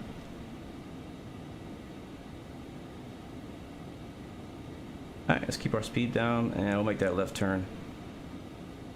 And then kind of go back onto where we left off. So we'll kind of come in right between Fampu and Suyo, where so we need to be around 9,000 feet for that section of the approach. So we wanted to slow down. So what happened on the initial approach was basically, I was kind of talking about how it was very important to be at the right altitude.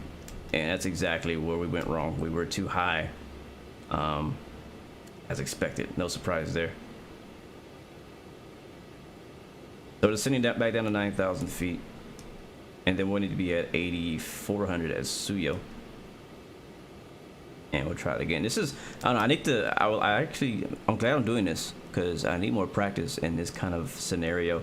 I find myself in this situation pretty often where I'm landing at a smaller kind of backcountry airport, doesn't have an ILS but it has an RNAV, something like that. And it's super important to actually meet those altitude restrictions, because if you don't, you will absolutely miss the runway, and that's what we did. They're launching with a 757. You saw the new livery prototype. Citation 394 Alpha Mike is going around. Looks like a 757 Max. Interesting. Yeah, what's it called? Pacific National? I want to look into that.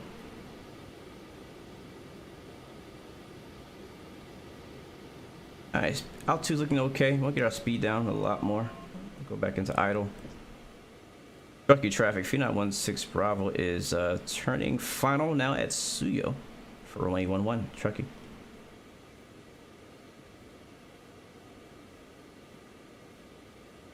Alright, we're looking good. Suyo at 8,400. And that's where we are. Truckee traffic, November 615 Juliet holding short, runway 11 at Bravo. And then here's the tricky part. Is once you get past Suyo, you have to follow a 3-degree descent. You actually want to make it. Because you're basically on your own from here. There's no more waypoints, no more altitude restrictions. Alright, we're too fast for everything. What the heck?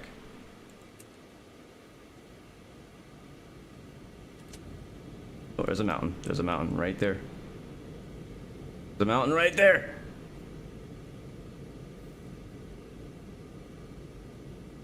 Oh, we almost died. We almost freaking died. That's how easy it is. Wow, if I didn't have synthetic vision, we would have died right now. 500. Or the win.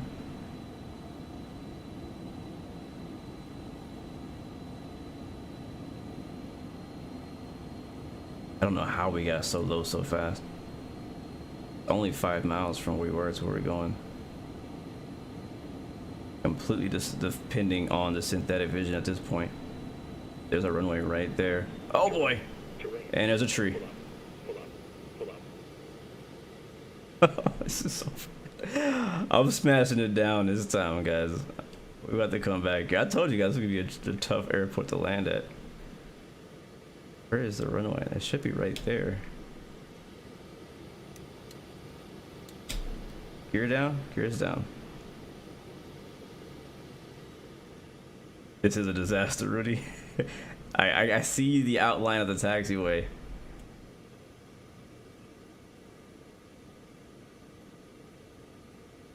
Truckee traffic, Phenom 16 Bravo, short final runway 11, Truckee. I hope it goes better in Monterey.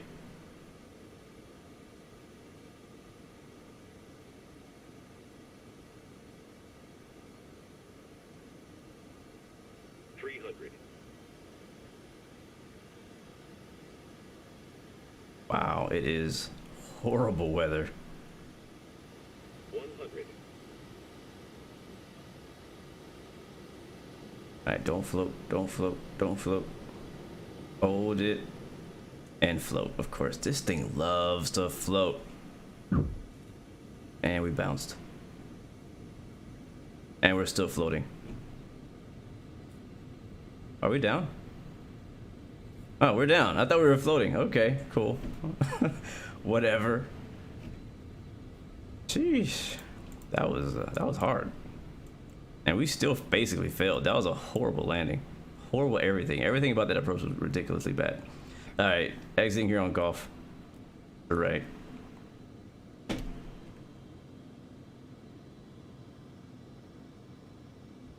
In fact, I don't think I've ever gotten a smooth landing in this plane. It just feels super light. Third time's the charm, Blue. Absolutely. Josh had a negative 142. Well, you good job. I'm proud of y'all, right? You guys did great. You guys did great. Well, we have one more flight and one more chance to redeem myself. It's a short one going down to Monterey. So let's go to the ramp, unload passengers, upload the next group, and we'll head down to Monterey and hope for some better luck. Can we get a replay? Yeah, I guess so. We'll try it. See if that doesn't crash my X-plane. Hopefully it doesn't crash my X-plane. Yeah, we wouldn't have been realistically able to walk around from the first two landings.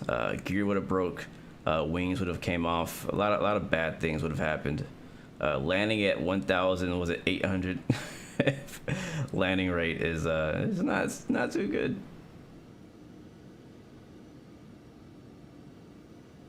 Yeah, it is super tiny and sensitive. Yeah, I 100% agree with that. I'm not sure if it's like that in real life or not, but that's kind of the feeling I'm getting from this plane. Is just that everything about it except for the roll. The roll seems underperforming. Like it's slow, like it's sluggish to roll left and right. But when it comes to the pitch, it's like super pitchy. The rudder is very sensitive as well. So again, I don't fly this plane in real life. I don't know if that's how it is characteristically, or if it's just my setup or something. I don't know. All right, we're gonna park it here. Thank you, Sim Aviator, once again, my friend, for being a GOAT member for the channel, man. You are freaking amazing. We're gonna set the park break. I'm not gonna open the door. I do want to watch the replay. I'm gonna disconnect from VATSIM just for a little bit while we do that, and watch the replay, and then we'll continue to Monterey. We're not gonna spend a lot of time in the replay because we are already delayed and behind on time. And I mean, you guys probably want to see the first one, don't you? You probably want to see the first attempt. Autopilot. This might be it. I'm not sure.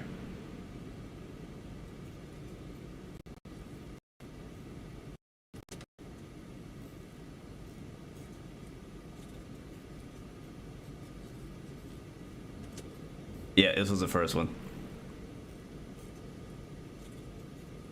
5, 4, 2, 1. I was like, oh, there's, oh, ouch. I was like, oh, there's a runway. Okay, outside view. So what happened right here is that I looked down for 1 second to turn off the speed brakes, which I shouldn't have done, and then slow-mo.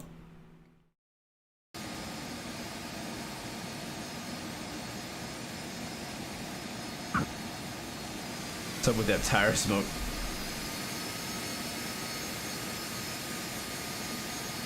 A little bit of wing flex in there.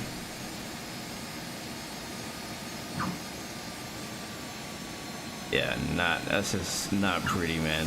It's just horrible. Like, I was so upset with the landing, I had to do it again.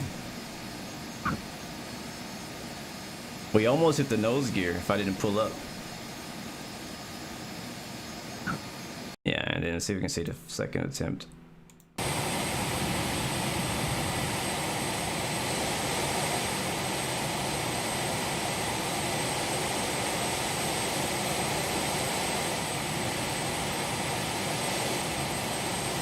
Yeah, I think that was the second one.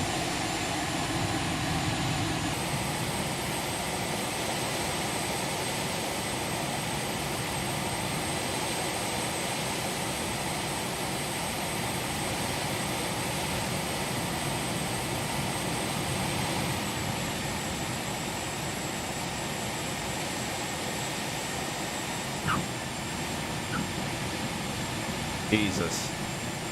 And then our final landing. Self-made circle land, yep. I think our last landing was like the most dangerous one. We almost hit the terrain 3 times.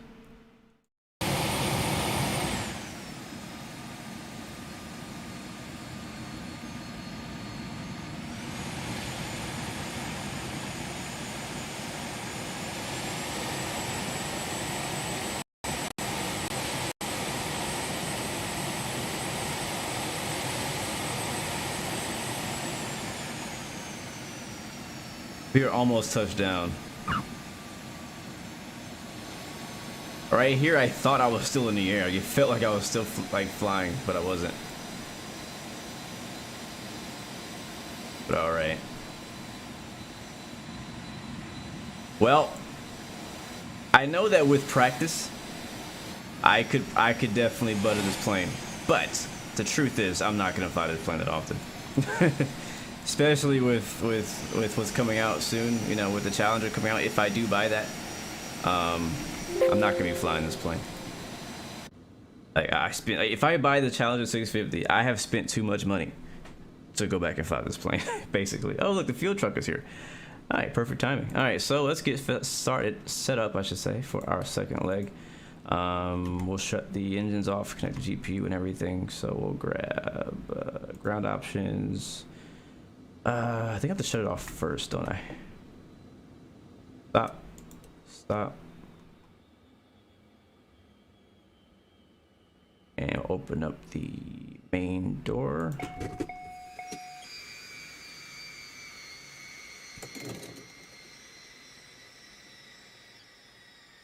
Yeah, I can't believe I didn't clip a wing either. All right, we set the parker brake. Yep, parker brake is set. Speed brake should be off. And hopefully we can get the GPU. Oh, open GPU panel, ground power unit. Unable to find view ID 6. And GPU. All right, let's do it. Flight plan. Flight plan. Flight plan. Menu. And I want to delete my old flight plan. Now we are at KTRK.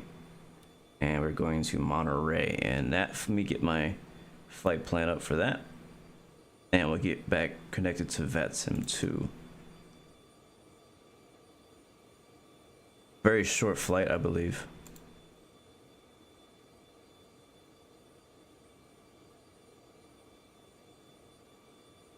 Yes, I do have the hot start TBM. Absolutely love it. I haven't flown it in a long time, but I love it. Matter of fact, I think I've flown it maybe once since Microsoft Flight Sim came out, because I like the TBM, but I want to fly it in the Microsoft environment. And that's kind of how I feel about most of the planes that are coming out for X planes. I love the planes, but where I want to fly them, mainly because if it's a GA plane or a smaller, light aircraft, you know, you can be flying to smaller, more scenic areas sometimes. And you want to experience that at an airport in Microsoft. So that's just how I feel. So yeah, I have the TBM. I've loved it, but I would prefer to fly the TBM on Microsoft Flight Sim.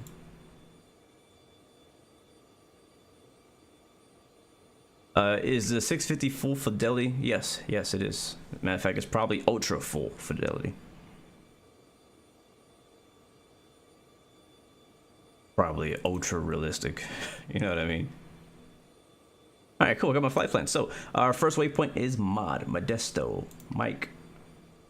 Oscar Delta. We almost flew here yesterday, or not yesterday, the last stream, for our diversion. I mentioned that I do actually already have a scenery that I made for X-Plane of K-Mod, Kilo Mike Oscar Delta Modesto. You could download it from, I think, the X-Plane forum. It's I didn't make any custom buildings. It's all using default buildings, but I did copy pretty close to the real world airport layout. So it's a nice little regional airport to fly in. Great place to do GA flying or pattern work, stuff like that. But KTRK, and we're going to KMYR. Again, this is another free scenery we're flying into. Kilo Mike Romeo Yankee. Do not get this airport code confused with Syracuse. I think if you put the R and the Y backwards, it'll actually take you to Florida. All right, there we go. That's it. That's our whole flight plan. And we'll do the approach stuff when we get in the air. Okay, so what else do we need to do? I think that's it. We'll get the weather real quick and we'll fire back up and we'll get out of here. All right, current weather is still the same. Still wind calm, 1/4 visibility, foggy, overcast at 200 feet. Temperature 04, dew point 04. Altimeter 3016.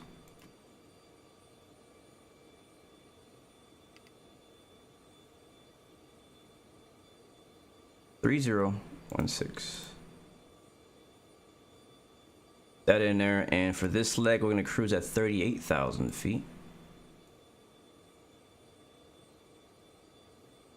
It's actually about the same distance or time wise as the other flight, 40 minutes.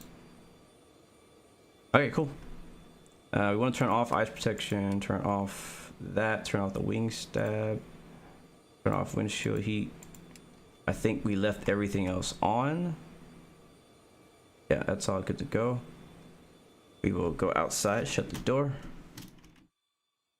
My landing lights are on.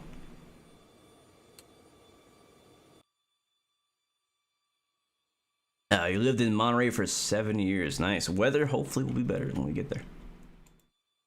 Oops, that's not what I want to do. Where is the click spot? There it is.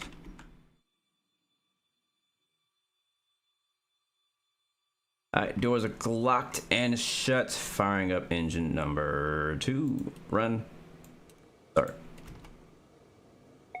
And with jets, you can basically start them both together. Run. Start. Hey, both engines are firing up.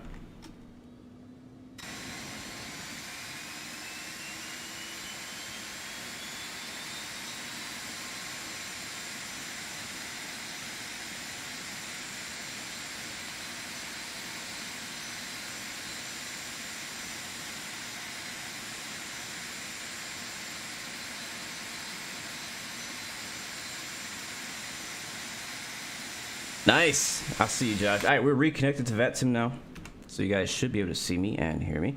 We will disconnect GPU and close GPU panel. We didn't do our V speed, so it's gonna leave as is. We're pretty close, so we will be pretty close to what we were for our last flight.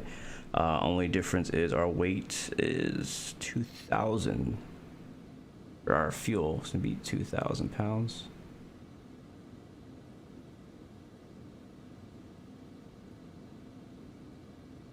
A little bit more. There we go. All right, weight set. Again, we're just gonna leave the V speeds as they are. They're close enough. And all the elements are gone. Doors are closed. We can check here as well on our fuel and status pages. Our electricals look good. Gens are good. Anti-ice are not on. All doors are shut. Close that. And we'll start taxiing. Oh wait, we're already moving? Oh, that's him. He's moving. We're not moving. Swissport. Taxi lights on. Flaps to 1. Walk brake release. Go.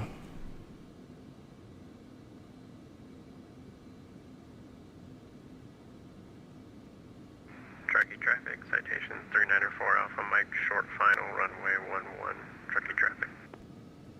Nice. All right, we will also use 11 for departure.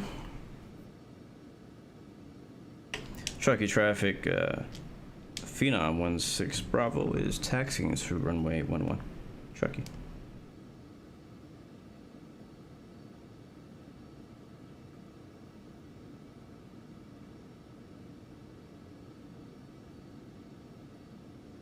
We didn't pull our charts up, so which way? I guess this is gonna be straight over. So we'll take this one, hop through Echo, and then take, I think that is Alpha.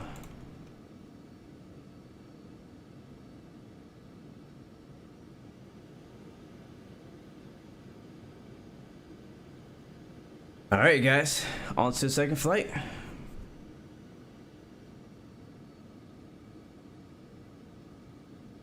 Hopefully we have better I'm not gonna say luck, because I don't think luck has to do with your landing. It just comes down to skill.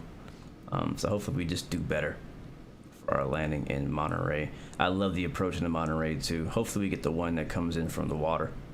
It's my favorite one. Yeah, SimBrief gave me runway 2 as well, but I just decided to take 11.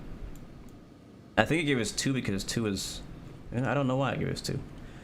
Winds are calm, so there's not necessarily a runway in favor of winds. So you want to take 2, feel free to take 2. Just come on Unicom, let us know when you're rolling so we don't hit each other. Okay, traffic, Phenom 16 Bravo is now on Alpha, taxiing to runway 11, Truckee.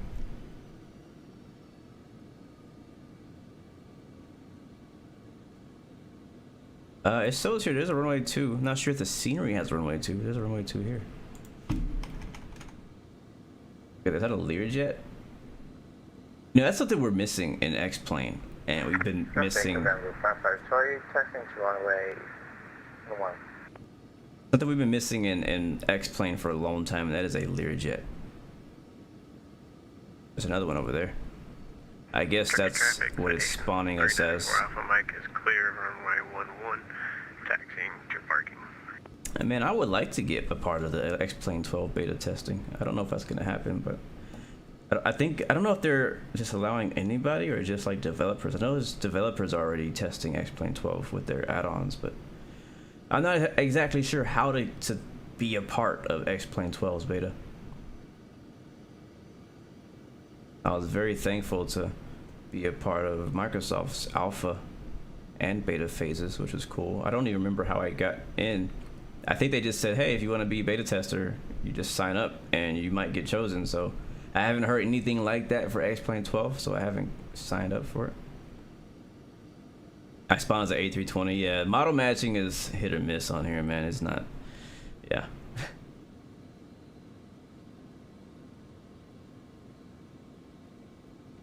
All right, let's see. So we're gonna have nav mode, follow GPS. We'll take off from runway 11, make a right turn.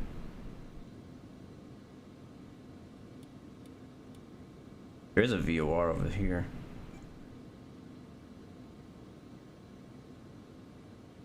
Is VATSIM velocity including model matching too? I haven't actually looked into it. I heard about velocity and about it being a lower latency, you can actually fly in formation and see each other a bit more accurately, which is great. But the part that I'm most concerned about is the models. So if VATSIM velocity is going to bring that, then heck yeah, I'm all aboard. I'm all aboard. All right, looks like final's clear from what I can see.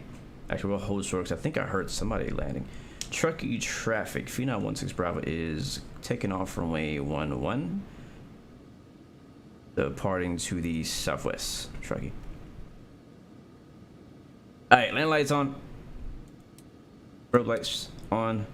Takeoff config. Takeoff. Okay. Everything else looks about right. Flaps are set. Flight plan's good. Nav set. Yaw damper is off. Altitude needs to be 38,000 feet.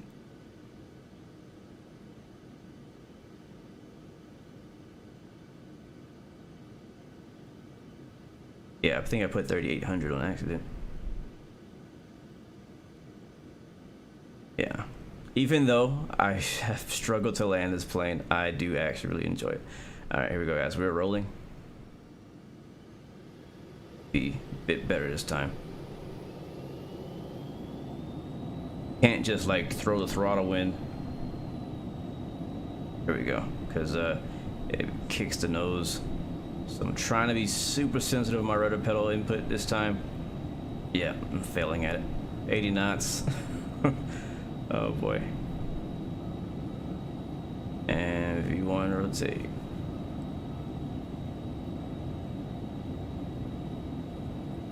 There we go. It's so weird the way the nose pops up.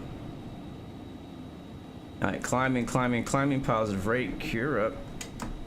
And we'll roll right.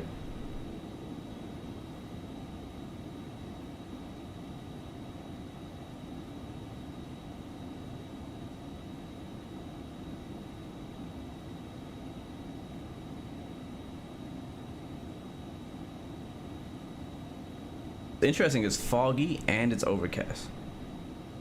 You get down there, you got a lower layer of fog, but then it's also overcast too. You take off initially, you climb out of the fog. Alright, flaps up. Then you get that cool overcast layer.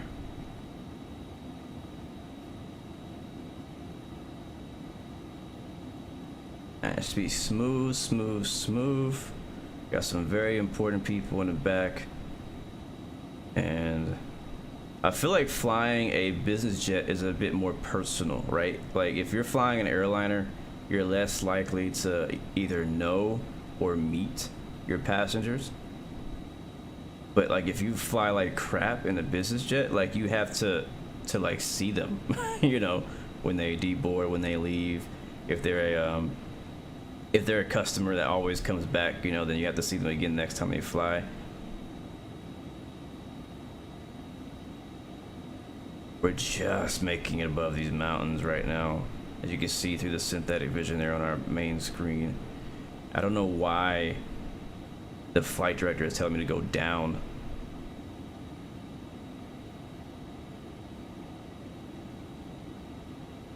Alright, let's do some trim here. Passing 9,000.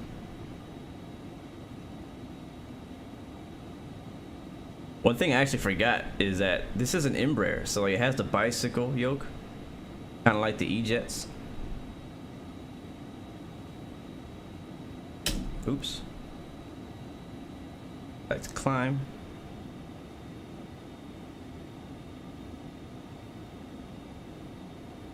And we'll use flight change mode again. I think you said 223, right?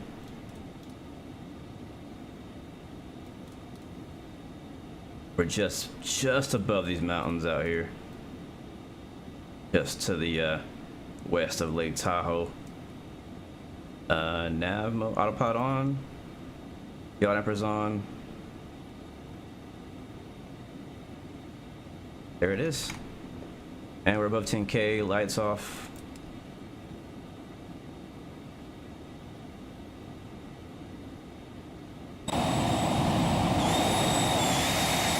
Look at that.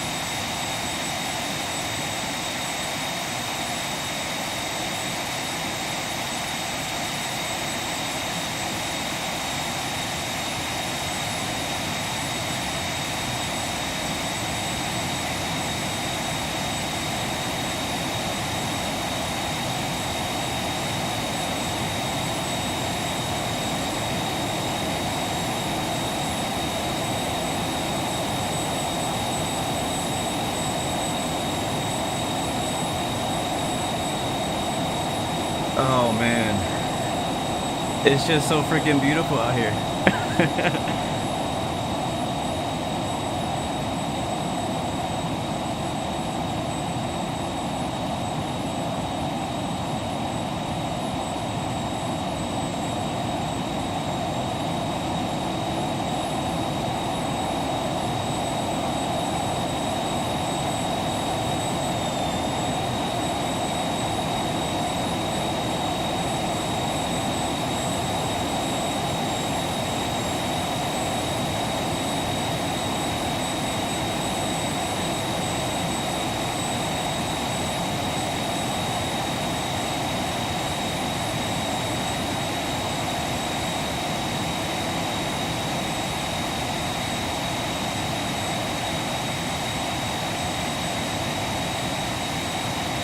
I just gotta take a moment to appreciate the exterior view.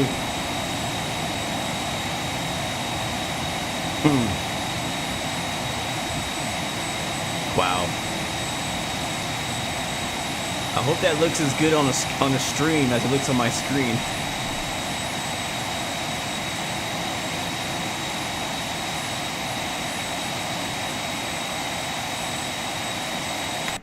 Just wow. Just wow. All right, 18K, just passed it. Now I know how to do this. So standard barrel right there. Go back. And 92, passing 19,000 feet. Zoom out. Yeah, I feel like, yeah, the more I fly this plane, the more I'm like, I get it. Like, all right, yeah, I know what to do. Yeah, cool. Yeah, beautiful, man, just cool. Like, if we didn't have clouds, I mean, with clouds, it looked great, in my opinion. But without clouds, being able to see that beautiful scenery. Yeah, so Truckee is considered to be California, even though Reno, which is the right city east of it, is actually Nevada. So we're actually climbing out of Orbit's True Earth NorCal, is what it's called. And then we have South Lake Tahoe off our left wing right now. Oh boy. Speaking off our left wing, look at that. I don't know where the clouds went, but I ain't complaining. I ain't complaining. One of my personal favorite airports, actually, in all of Sim. Not saying it's like the best airport. There's plenty of other airports that I have not yet discovered. But I love flying into South Lake Tahoe Airport. You can actually, I think you can fit a Phenom. Yeah, you can fit a Phenom pretty easily in that airport. It's just to the south of this just over here. There it is, right there behind that mountain. Gorgeous. I love that airport. I love Telluride. It's another one of my favorite airports. Like, so when it comes to flying biz jets, like, you can't fly a 320 into some of these airports, but you can fly a business jet in there. You can fly a Legacy 650, a Challenger 650, a Phenom in there, whichever biz jet you like. You can fly, obviously, TBM, small things like that. Even the CRJ 200, 550, stuff like that can fit in there. But yeah, I love. That's one of the reasons why I love the business jets, because you can go a long distance and then you can land at some of these small, unique, outback style type airports that are just very interesting to fly into. Very interesting approaches, no ILSs. Sometimes there's an RNAV, you know what I mean? Depends on the airport. So yeah, I love flying into. I got Truckee. I love flying into Truckee. I just wish we could have done it better today. But Monterey, another great airport. So I'm giving you guys ideas of places to go to when you get your Challenger 650, when you get your Citation, whatever it is you're flying business-wise. Sedona is another great airport you can fly into. Be very careful flying into there, though. What are some other ones that I like to fly into? Friday Harbor up in like the Seattle, Washington area. All those airports around Seattle, north of Seattle, are really good too. Oh, I love this view so much. Unable to find view ID 11. Back into the beautiful, clean cabin. Make sure you wash our hands between every flight. London City, yes sir, yes sir. That's a good one too.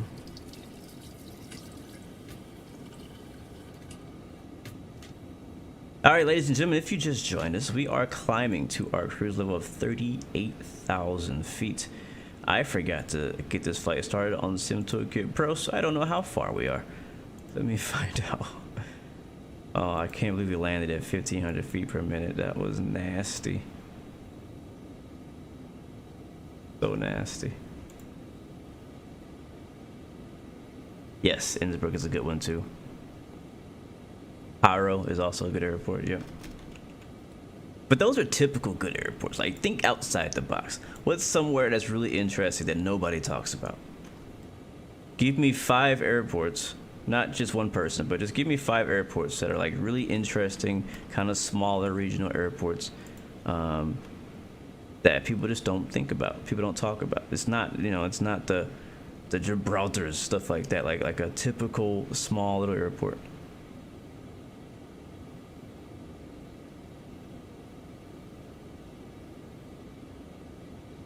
Yellowstone, for me, is another one.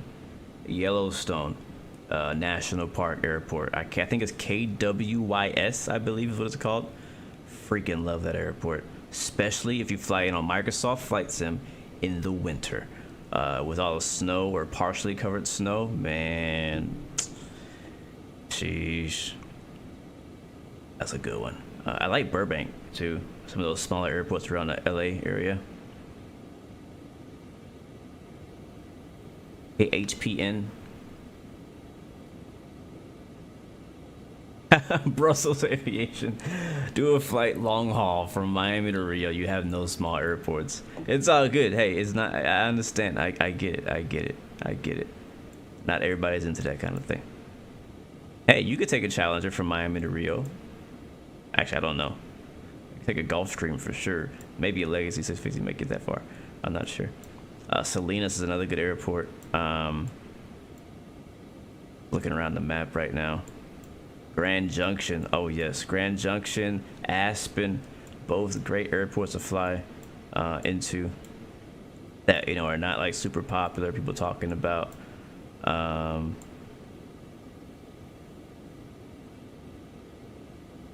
Kelowna, which is actually, you can fly a 737 in there. Kelowna, British Columbia is a really good one. I think Captain Canada flew in there recently. But it's actually one of like a really good airport to fly into. It's just gorgeous approach. EGE, yes sir. EGE is another good one. Oh no, Spokane's okay. I mean, yeah, I like Spokane now. There's nothing that special about Spokane to me. Alright, let's get our speed up.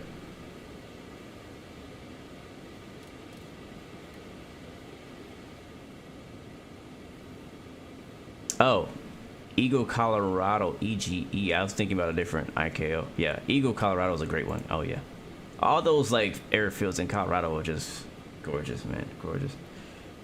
Another one I like is what's it called? It's in Tennessee. It's in Tennessee. It's called. Looking for it on the map. I think it's called Tennessee Downtown. Or no, Nashville Downtown, Knoxville Downtown Airport. It's actually really small. I don't think you can land a jet in there at all. Like, I think it's only props, but still, I like that airport a lot. I can't remember what the name of it is.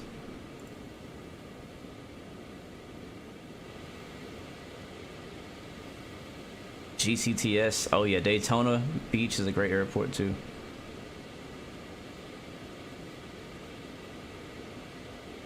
You were on VATSIM and LAX.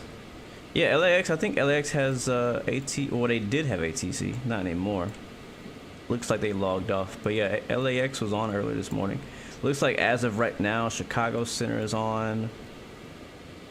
I don't know what you call this one, but probably Washington or DC Center is on. It controls DCA, Philadelphia, Virginia, North Carolina. And then looks like Boston Center is on as well. And then there's a decent amount of people flying out of Dallas right now. Yeah, so our ATE apparently is about 17 minutes. We should be reaching our top of climb in any second now.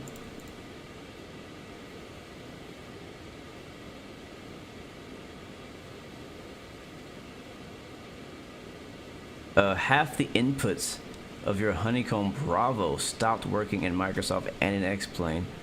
Working with Honeycomb now for a replacement after only 10 months. Dang, man, that sucks.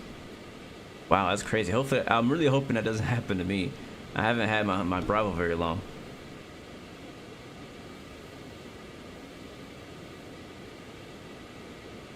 Yep, that is true. Gulfstream won't come an official, like a really high fidelity Gulfstream will probably never come to any flight sim until Gulfstream themselves changes their policy. I agree with that, which sucks because I would love to have a Gulfstream. KDKX, yes, that's the name of it. That's what it was. Thank you, Kid and Kenny. I did see a freeware Gulfstream though that somebody made. Oh, I see traffic right off our nose. Look at that. That's probably Clay, maybe. I'm not sure who that is. Right down below us. So yeah, we're cruising yet? Almost. basically once we get up here, we'll be descending. So what we should do is go to flight plan, procedure. What's the weather in Monterey right now, guys? Let's find out. Find out what runway we should land on. KMRY. Monterey Regional. Weather is calm, man. It is not a whole lot of weather going on out here on the West Coast. Winds are calm. Visibility is 5. Haze. Okay. So not foggy, but we are getting a haze. We just can't win today, right? Just giving me all the... I just can't get VFR going. It's probably well, it's not that early anymore. It's like 10 a.m. I think. 10 or 11 a.m. right now on the West Coast. Yeah, I know they get that rolling fog out here in the morning. So, yeah, winds are calm, so we can basically land wherever we want to land. What do you guys think? Would you guys like to land runway 28? That means landing from the ocean side, which is my preferred way, or we could land from the inland way and take 10 right. There is an ILS on the 10 right side. I don't know if we meet. I don't know. It says it's hazy and visibility is not great, so honestly we might need to do an ILS. And plus I can show you the fact that this plane does fly an ILS, so we'll do 10 right. Dang it, I didn't want to do 10 right. I want to do the other way.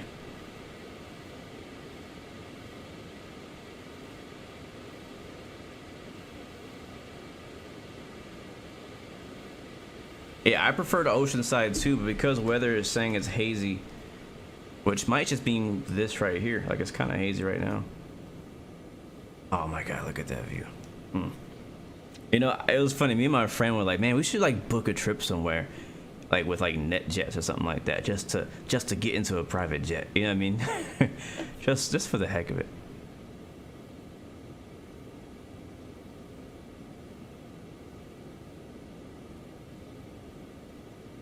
If it's 3 statute miles visibility, 2,000 horizontal, and 500 feet below, and 1,000 feet above, you can do VFR.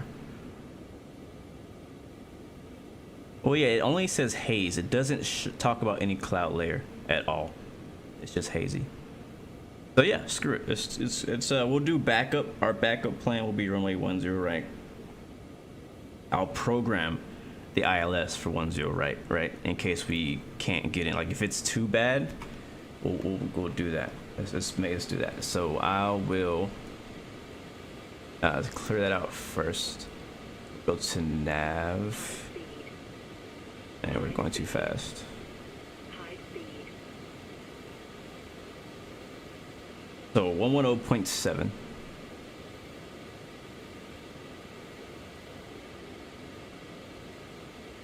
I think that's the active.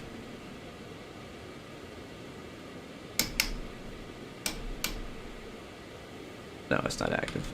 That's active. All right, so 10.7, that is our localizer. Approach is 9 or 8. But we're gonna take 28 left. Wait.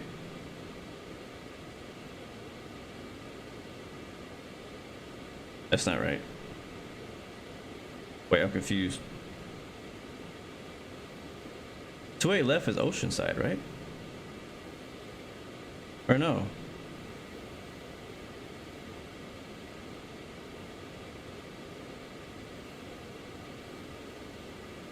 Oh, it is. Okay, never mind. So we get both. Alright, we're flying over Modesto right now. Let's take a look.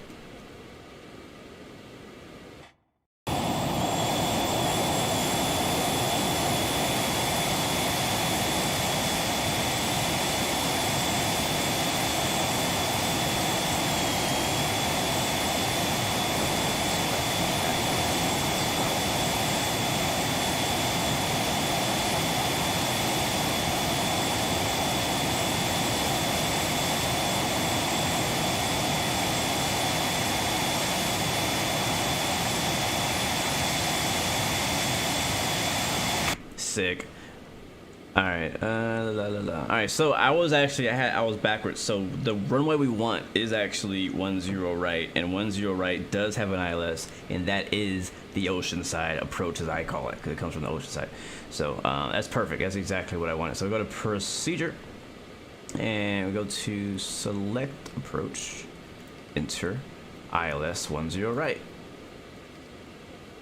via Selena.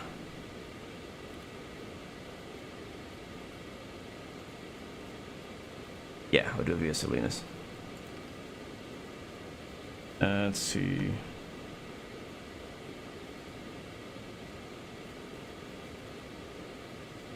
$200, I think.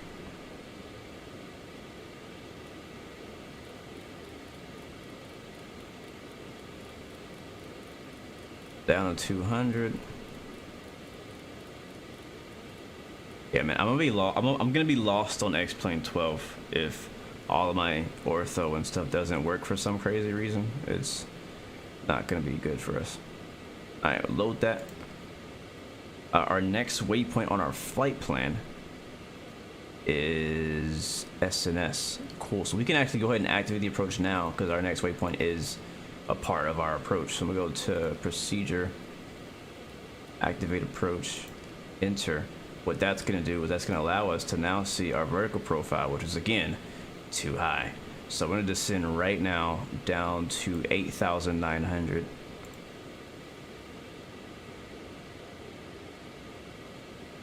At 4,000 feet per minute. No, I don't know if we're going to do all that. Vertical speed. Let's do 3,000. We're going to stretch it. Hopefully the pressurization keeps up with us. And pull the power all the way back so we don't speed.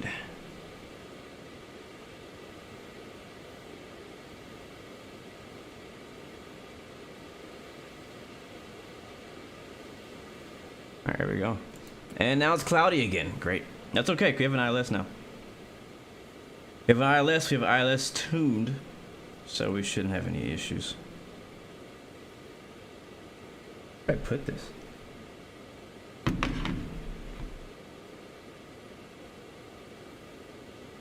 Do 60 times distance / ground speed, and that should give you your time of descent.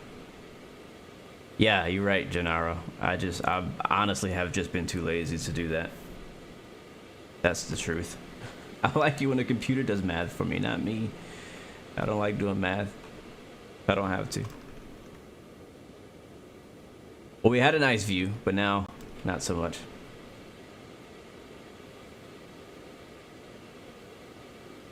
I love this here. It's so cool.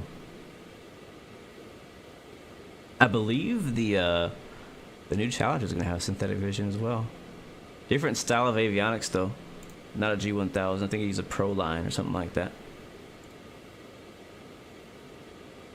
And we definitely got to get the butter this time. Let's go ahead and update our charts. Well, we don't need Metford anymore. I'll delete that. There's that weather updating again. We don't need trucky stuff anymore. We delete all the trucky stuff. Gonna forget about that flight completely. Let's go back, search, and we'll look for. What are we looking for? What are we looking for? Oh, MRY. Monterey Regional, elevation 254.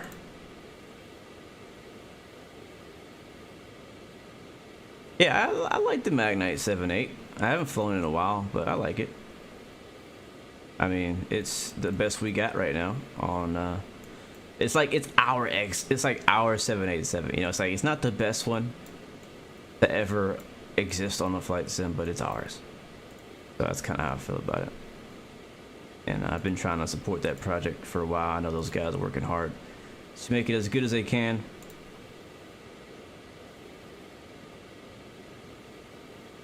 Did it get an update? I don't know. Did it? Is there an update? Flight Sim Brazil. Welcome to the stream, my friend. Good vibes right back at you, my friend. Muito obrigado. Alright, so we're landing 10 right. We'll probably park over here. Again, briefing our arrival. Localizer 110.7. Final approach course is 098. We will be transitioning at the Salinas VOR, where we need to be at 8,900 feet. How are we looking at that descent? Yeah, we're still high. We'll throttle back a bit more. So come from Salinas, and it's gonna have us going from the Salinas VOR at a heading of 250 towards Z-bed, and then from Z-bed, basically have to fly like some type of procedure turn, something like that, to get back in. Is that what they want us to do? Yeah, I believe so. And that's gonna be down to 2,600. Or we could skip all that and just go from here and vector ourselves into a left downwind for runway 10 right. That would be the easiest way to go if it's visual. And weather from my point of view as of right now looks pretty darn good. So hopefully it stays exactly like this. Doesn't get any better or any worse. What up, Aviation Kid? Welcome to the stream, man. Welcome aboard, welcome aboard. Herman Vinstra, welcome to the stream as well, man.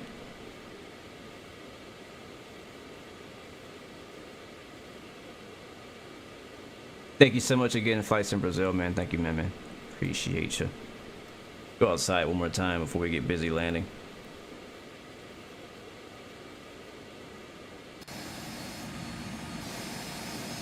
I love this area. Like, the scenery out here is so gorgeous. Like, if you go this little area right here, this little farms, it goes north that way up our right wing. That's gonna take you up to San Jose, and then if you continue, you'll find the bay, and that will take you to San Francisco. And then I think Bakersfield is on the left, is towards the left side or south.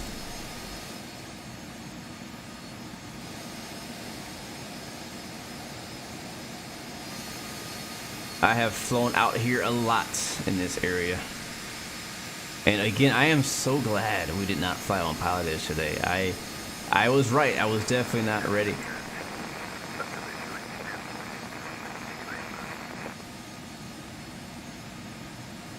Look at those mountains, man.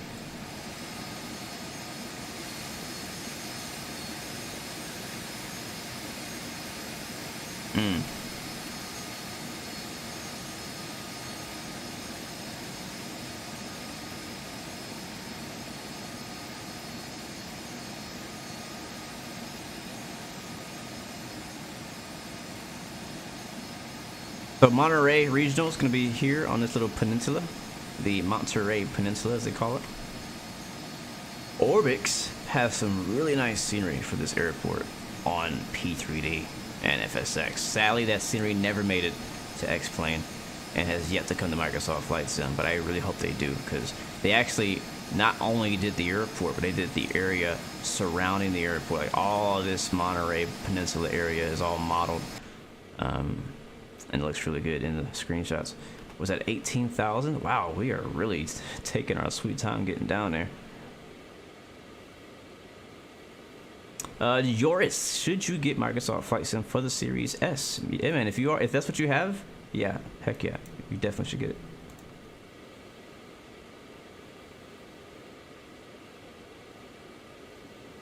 Yeah, we are very high. And kind of just like how we did in the Truckee, there is a hold that we could fly. Here's Salinas right here, actually. There's a hold we could fly on the chart. Heading, looks like...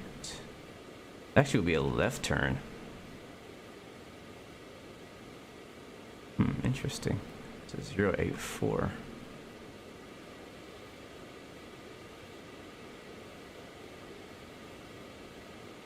We should have entered it at the top of it.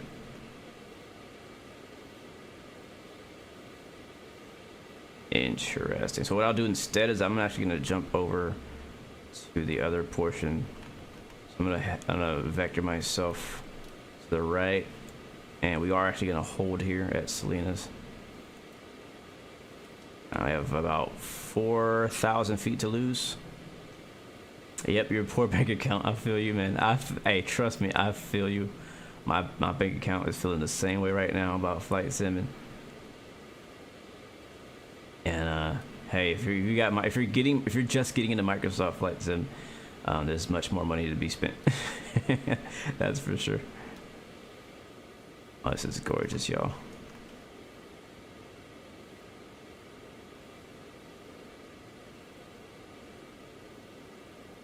Might be okay, I don't know. Alright, now I'll make a left turn. Kind of like an S turn we're doing right now.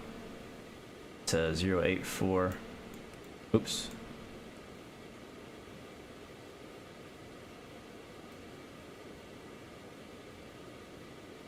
They released the Challenger 360 already? What? No way. For real, for real? Like it's out. How do you know? Where'd you see this information?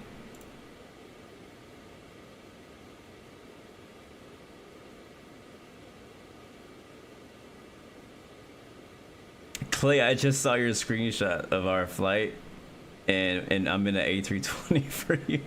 That's hilarious, yo. That is so funny. Alright, like we're at 9,000. I'm really debating on how I want to continue. Do I want to keep holding here? Yeah, we'll hold. We'll just go continue with the left turn, and then we'll come back around. And we should be low enough to approach. We still got to lose a lot of altitude to get down now to what's that say? 3,600 feet. Yeah, so we're still quite high.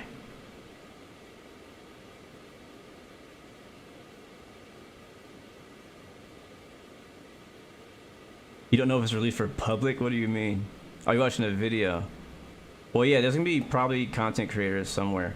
Not sure who, but there'd be a few YouTubers or Twitch streamers that'll be streaming it, getting the early access to it today, I believe. That doesn't necessarily mean it's out, though.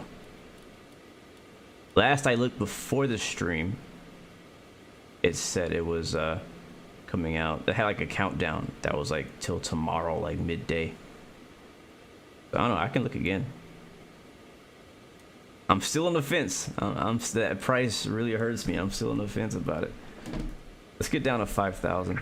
Monterey traffic, November 615 Juliet, Juliet, clear runway 28 left, taxiing to the FBO.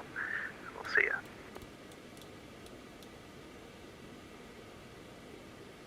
Keep the turn coming for me. And flight change mode.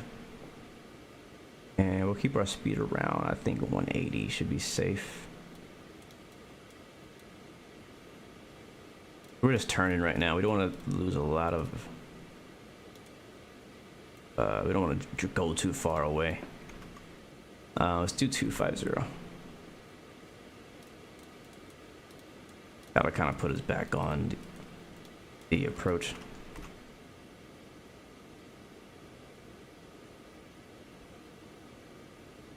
Let me go look. I'm gonna look because you guys are got me curious. I don't think it's out, but you know, maybe it is. Maybe a surprise is like, all right, here you go, it's out. Yeah, it's still, I don't know, on the website it still says 1 day, 6 hours, and 50 minutes when it comes out. So I don't know where you saw that. Yeah, we're gonna need some payments. I mean, I'm gonna have to go on a payment plan to pay for that plane, man. 11. 2 easy installments of $50. And of course, you gotta put a down payment in, right, Bombosa? All right, see, winds are still, actually the winds are now 280 at 4. I'm not changing runways though. Clear, temperature is 14.11, altimeter 3009.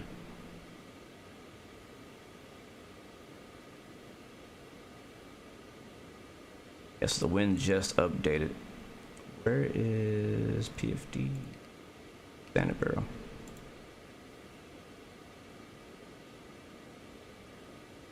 There we go. 3009 in there. We're just sitting for 5,000. We actually need to go lower than that. We want to get down to 3,600 feet.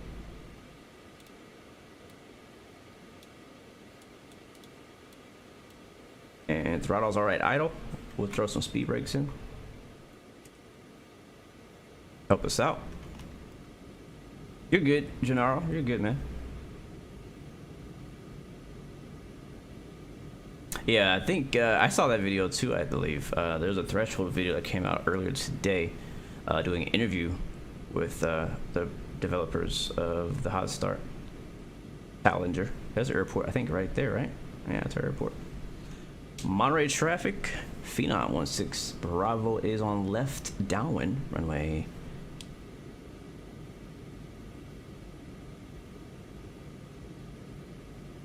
Runway 10 right, Monterey. I couldn't remember.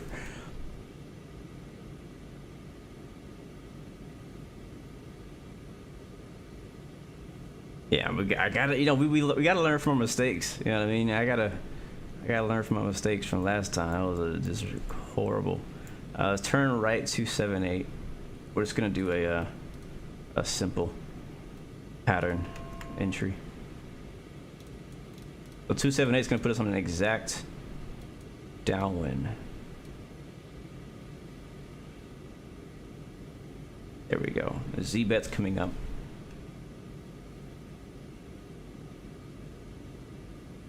You spent 90 in the good old days for the Mexico scenery and the X-plane that used to crash like a bird. Wow.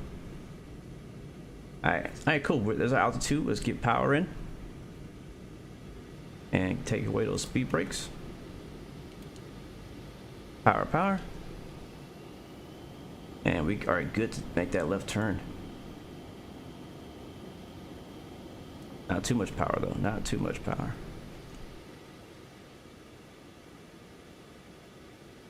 Alright, think we can do it this time? What's my luck this time? Alright, 09 or 8 is going to be that final approach course.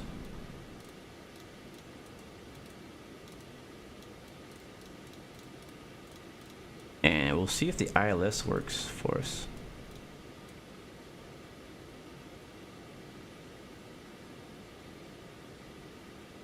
So approach mode.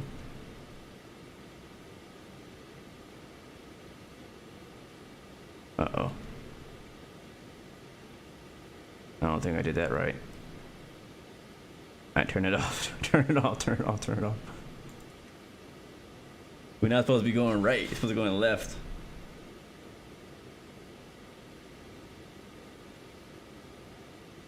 Maybe if I go down to not bearing. Yeah, bearing. Back. CDI. Loc. There we go. CDI Loc. And course 09 or 8.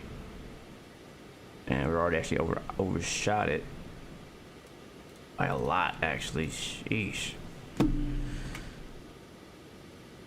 There's the airport over there. And what I would like to do actually is instead go ahead and fly it from here. That light's on. Autopilot off. Autopilot. God damper off. My controls. And I'll fly the ILS manually.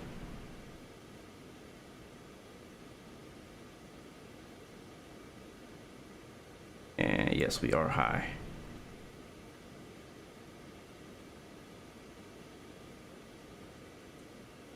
This thing is a little slippery, I gotta say.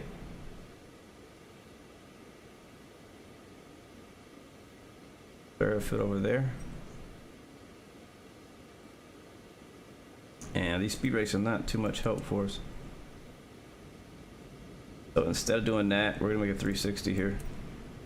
We're gonna set ourselves up for success and not set ourselves up for failure this time.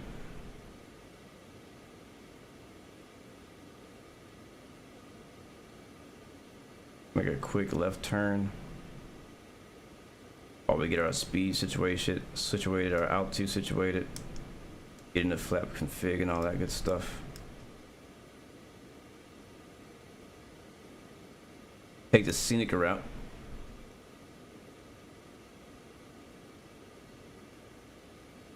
Yeah, look at that, even level, like the nose is level with the horizon. I'm still just barely getting my speed back like I want to at throttle idle.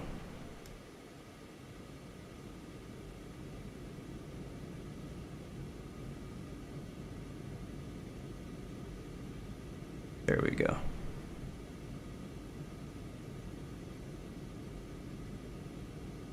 It actually watches on the chart here.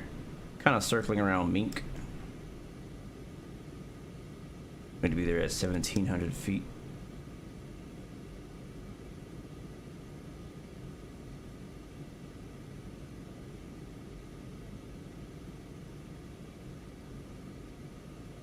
Whatever reason, my CRS is definitely wrong. It needs to be 098.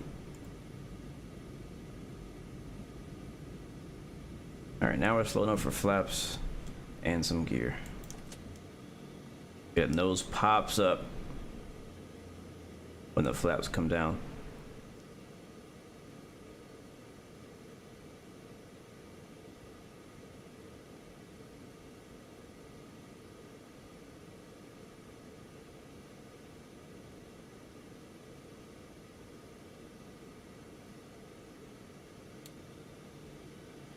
Gears down.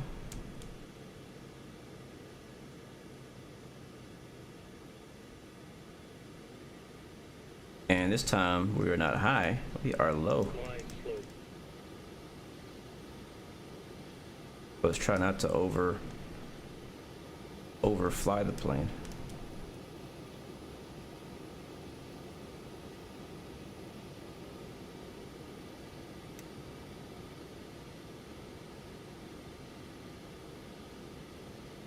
Monterey traffic, Phenom 116 is on short final, runway 10 right, Monterey.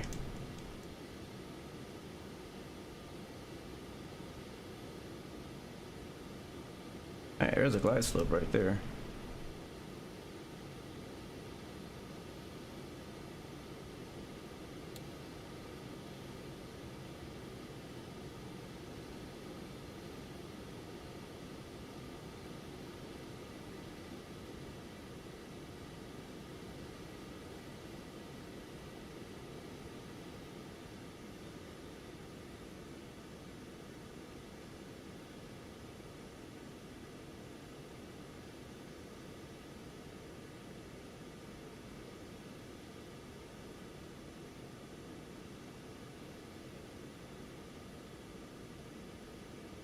Yeah, we're a little high again, but not as bad. 500. 400. 300. 200.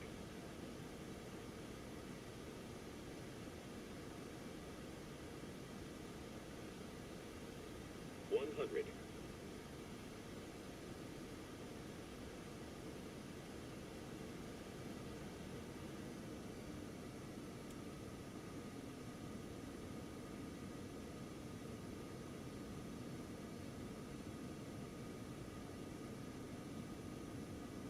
There it is.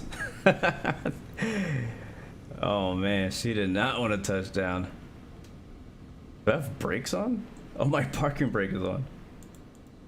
Like oh no, it's not. This thing stopped like immediately. Is my gear down? Like, are we dragging? Well, not bad. Negative 51. I'll take that. Definitely made up for our first 3 landings today. But guys, welcome to Monterey. Hopefully you enjoyed the stream today. There's an American CRJ taxiing by us.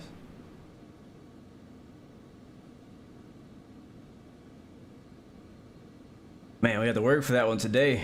This plane was making us work for it today. Not an easy couple flights, but we made it work.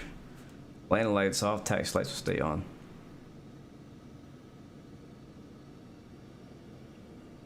Sweet. All right, we'll park at the ramp. We'll go to the executive ramp and we'll watch the replay and we'll be out of here. Pretty cool. Oops. All aboard! Thank you, Tammy. Oh boy. Okay, I definitely can't do that and taxi at the same time. I thought I could get us a drive-by view. Thank you so much for that subscription, though. Welcome to the Blue Airway family. Thank you so much. Again, this is another piece of freeware scenery here. It's definitely much better than the defaults. Has a few interesting, like, you know, kind of ground clutter objects, kind of bring the airport to life. The terrain is definitely doing something weird stuff out here. I am also missing a library. It's called the NAPS library. The marshallers. But I don't know what happened to that library. It used to be free, and now you go to the website and they're asking for like money. I'm like, what?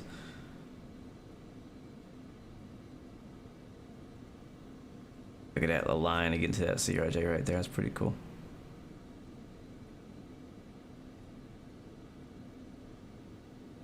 I'm all right. I'm only going 21 knots.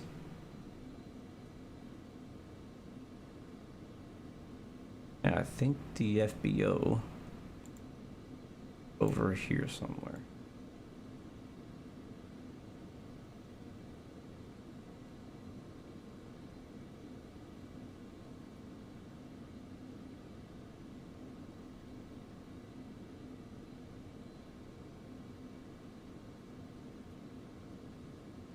It will park next to that Cessna.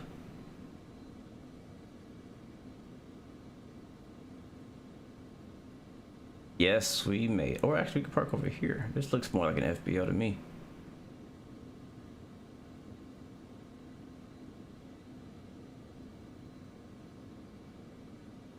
Feel like a parking spot?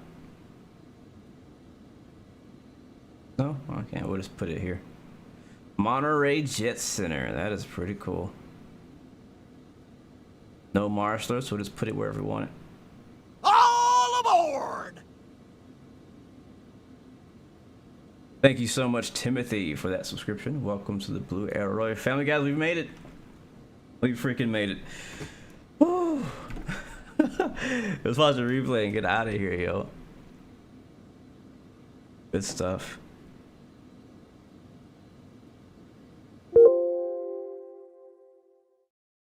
All right, we're done with you, VATSIM. Thank you guys who joined us. I feel like everyone who did our group flight today had a much more professional flying experience than I did today.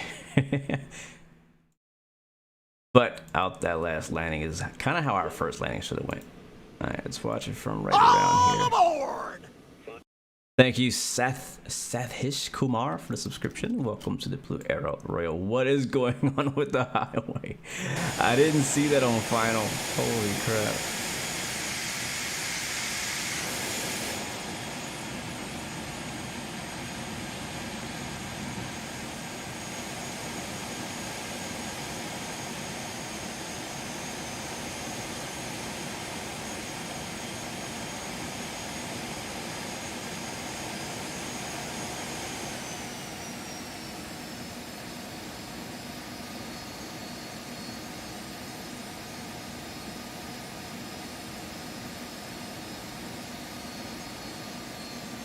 Wow, super soft. But that float, Jesus. It is so hard not to float this plane.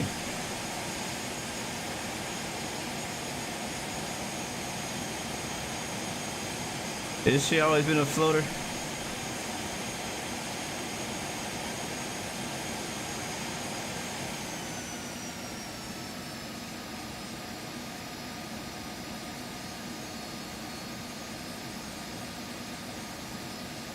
Was I fast? Yeah, I definitely could have been. I didn't like calculate my landing approach speed or anything. We just kind of went for it. Yeah, it's not a blue landing if we don't float. Watch it from over here somewhere.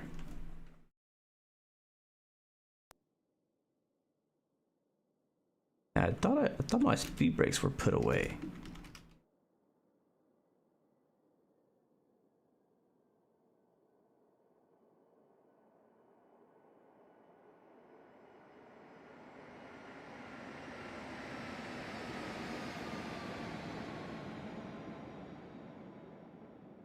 I don't think this plane has reversers. I don't believe it does, so we didn't use any.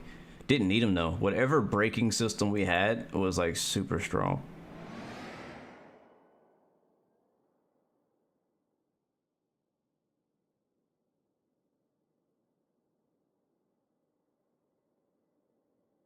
Yeah, it might be a replay glitch. I could have swore I put those speed brakes away.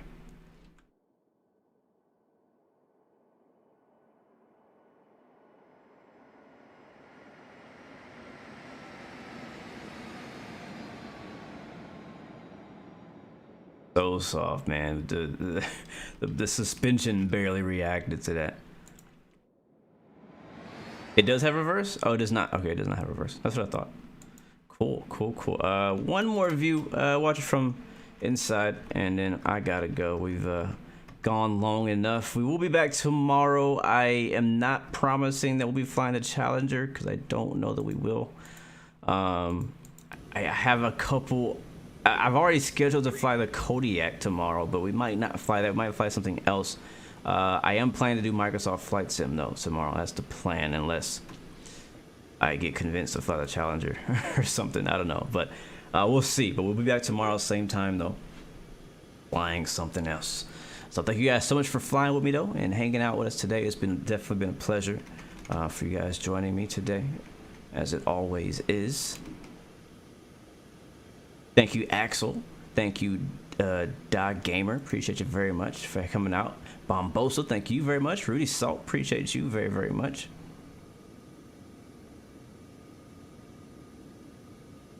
Deuce Legend, always a pleasure, my friend.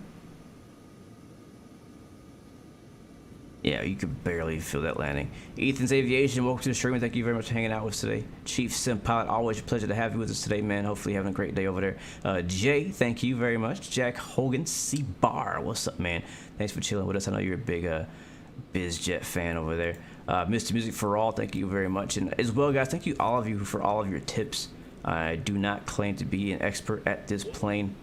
This is my first time streaming it and like my third time flying it ever. So definitely looking to learn more about it. Do enjoy it. It will not be my last time ever flying it. I do enjoy it enough to fly it some more in the future, just not tomorrow. But thank you, Jason Barzy. Thank you very much, man. Kid named Keenan, thank you again. Am I gonna pull the trigger? I don't know yet, man. I'm still hesitant on pulling the trigger on the Challenger 650. We'll see. Again, I do want it. I do like it. I was planning to get it. I was fully planning to get it, and then I saw the price, and I was like, oof, I don't know if that's worth that much. So we'll see. Don't be surprised if I do buy it. I will either stream it tomorrow or Monday. That is the plan. But yeah, we'll be back tomorrow.